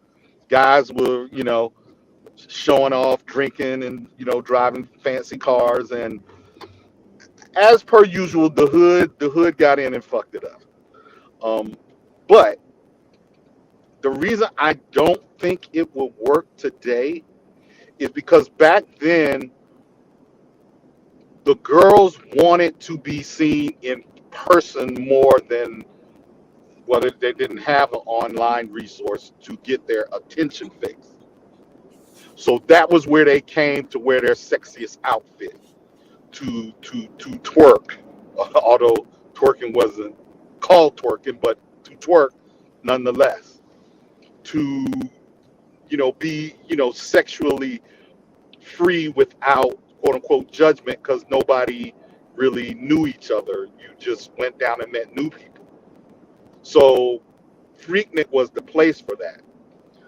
But now with so much available to them, like online and on social media and dating apps, I don't know that Freaknik would be a novelty, would be such a big wannabe spot if they even tried to do it again. Well, the thing about Freaknik is, ask me how I know, they were actually fucking. Oh yeah. I think that is the key difference. Yeah, there was no dinner whoring at Freaknik. No, there was no OnlyFans. There was no manipulative time wasters. There was no leveraging the box. There was just fucking. Same with same. I want to say like, well, I'm not gonna say it, but same with like Lake Berryessa, or Lake Comanche, et cetera, et cetera, et cetera. Like, they always been black events where the women were actually fucking. Once they stopped fucking or being fuckable, the men stopped coming and the events dried up. Wow. You said wait, you said Freaknik? Okay, yes, I think I found it. Yeah, I'm looking at it. Actually, I'm on YouTube right now. It says True Life Freaknik 1998. That was 25 years ago, but I'm looking at the video now. Oh yeah, it went down. It was going down. I see a bunch of college folks dancing, doing some bebop dancing like we did back in the old days, the fraternity dances back in the day. Wow, these girls ain't had that. Huh? They still do that. Mm-hmm. This is But no, 1998. I think I was 13 years old back in 98. Shoot, I was either in 13 or 14 back in 98. yeah, that's what the big And boys was doing. and But back so then we had 3 other major events on the East Coast. There was Daytona Beach, or for HBCU week or Bike Week at Daytona. There was Aggie Fest at North Carolina A&T, and there was Greek Fest in Virginia Beach in Labor Day weekend. So those were the 3 big, gathering places for black college students during the 90s. and people used to come from Cali to places like that, to Freaknik, to Atlanta, right? Um, and they're wondering why. See, if you're not fucking, I'm talking to the women, I'm talking to you women. If you're not fucking, you're not going to bring all the boys to the yard. Your milkshake is not going to bring all the boys to the yard if the men can't fucking drink it. GameChanger is something else. Well, I mean, it's the truth. Yeah. Eventually they're gonna. Yeah. Eventually you can't keep selling wolf tickets. You Exactly. Eventually, you can't keep crying wolf. You can't keep selling the possibility.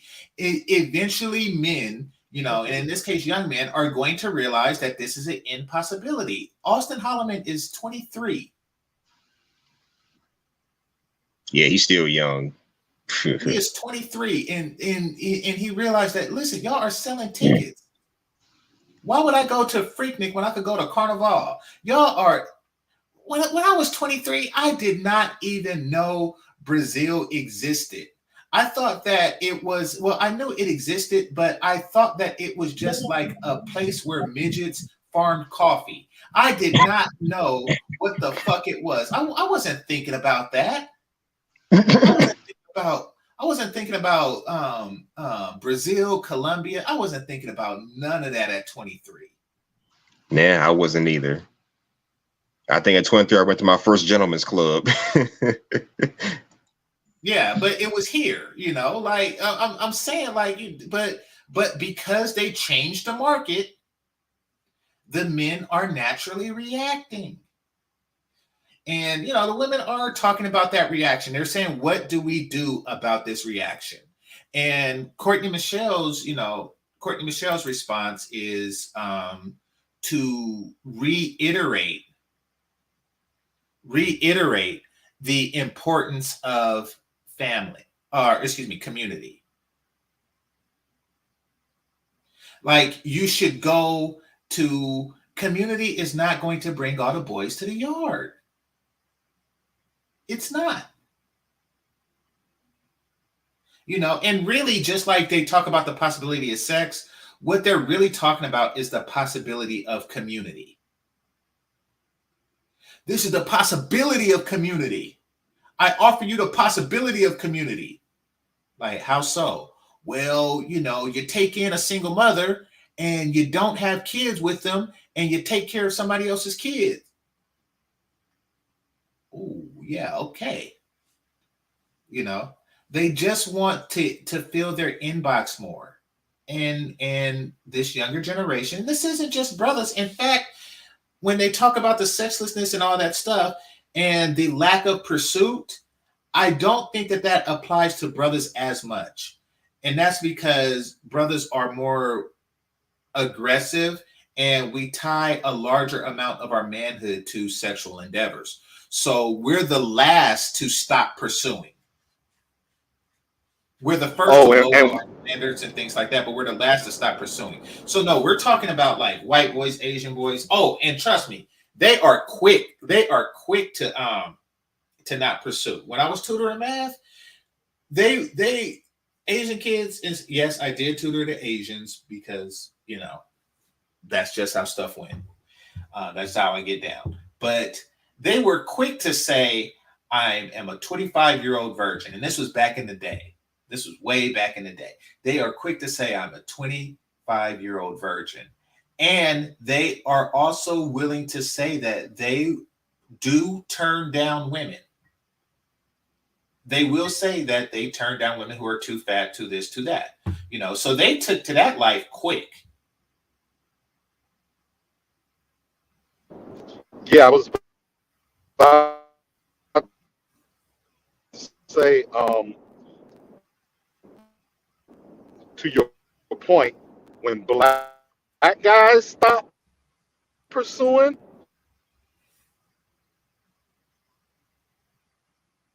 You're breaking up. oh, can you hear me now? Is that a Yeah, little better. better? Okay, I was saying, to your point, when black guys stop pursuing, the apocalypse is near. Because as aggressive as brothers are, like you said, about pursuing some ladies, when they start to tail off, the very bad things are about to happen. Oh, exactly. But I mean, if you have one in your city, go to your nearest black nightclub and tell me if they're still pursuing. I don't even think it's an industry for it anymore, to be honest. What I saw What? the I'm not a last nightclub time, person I ain't been to a anymore. nightclub in 10 years. Well, yeah, and a lot of single brothers are the same. I don't think it's an industry for it anymore. So I think that apocalypse that Pablo is prophesizing is coming. It's not a prophecy. It's here. It's a statement of current events. Okay, what is this prophecy exactly? I heard about it, but I need more clarity on it. The prophecy he was just talking about was that if black men stop pursuing, then the apocalypse is near. But I think that black men have, and I'm not saying stop, but they are certainly far less aggressively pursuing than they were. Far less. Like I have young people in my family, and I'll go to their bachelor pad or whatnot, and I'm looking, I'm like, dang, when I was your age, things was different. But not only are the bitches not there in some cases, but also the pursuit is not there. Like they're comfortable in that. Wow.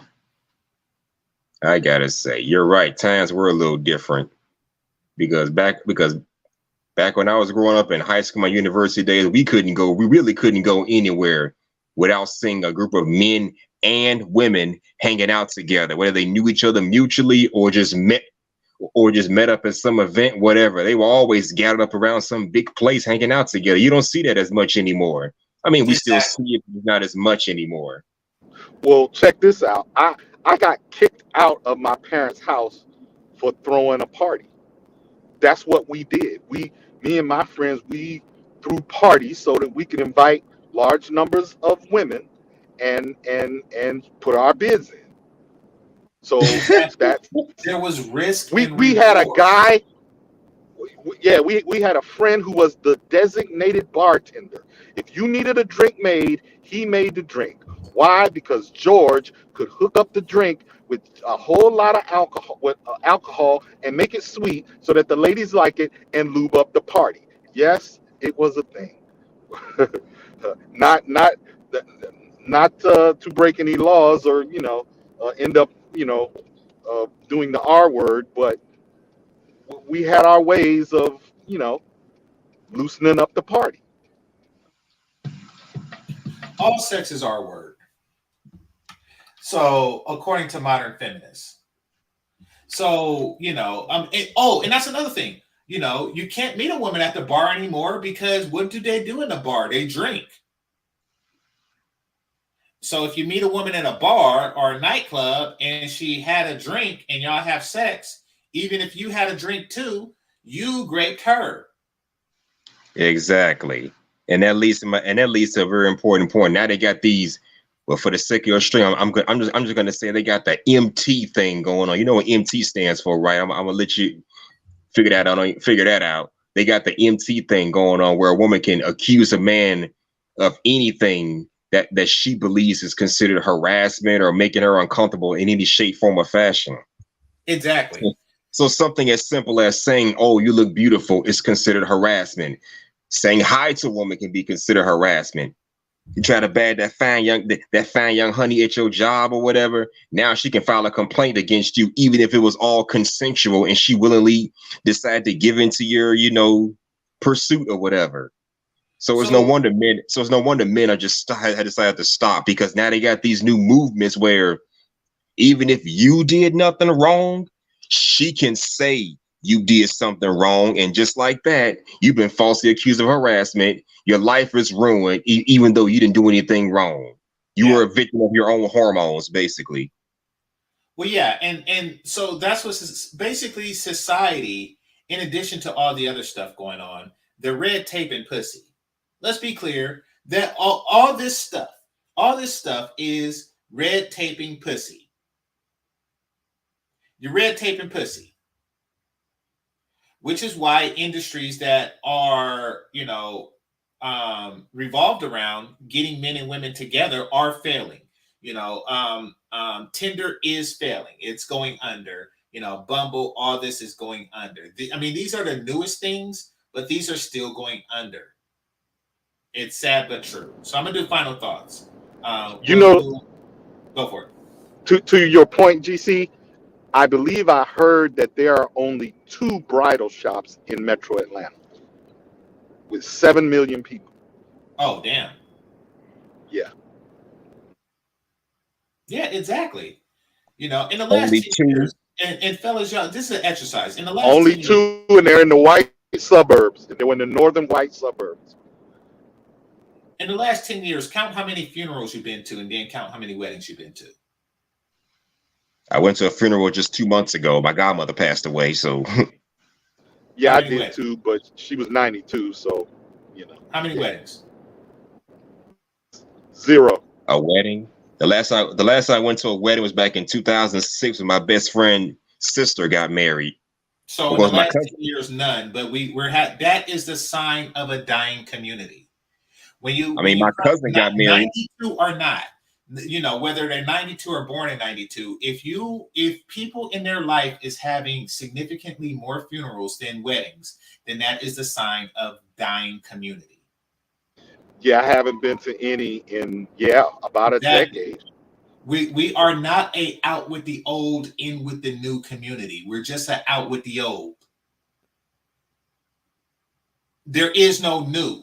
There isn't a future here. It's sad but true.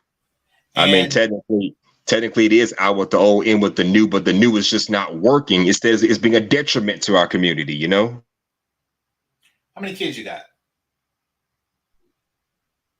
Oh, me? Yeah. None. So there isn't an in with the new. People are dying, people are not being born. There isn't an in with the new. There's only an old. Okay. Yeah. There's just an out with the old, to hell with the new. You see why he calls himself the game changer? He can really change the game on you. That's deep. Yeah, exactly. All right, man. I'm gonna let you in the show. I'm out. Well, yeah, you got final thoughts?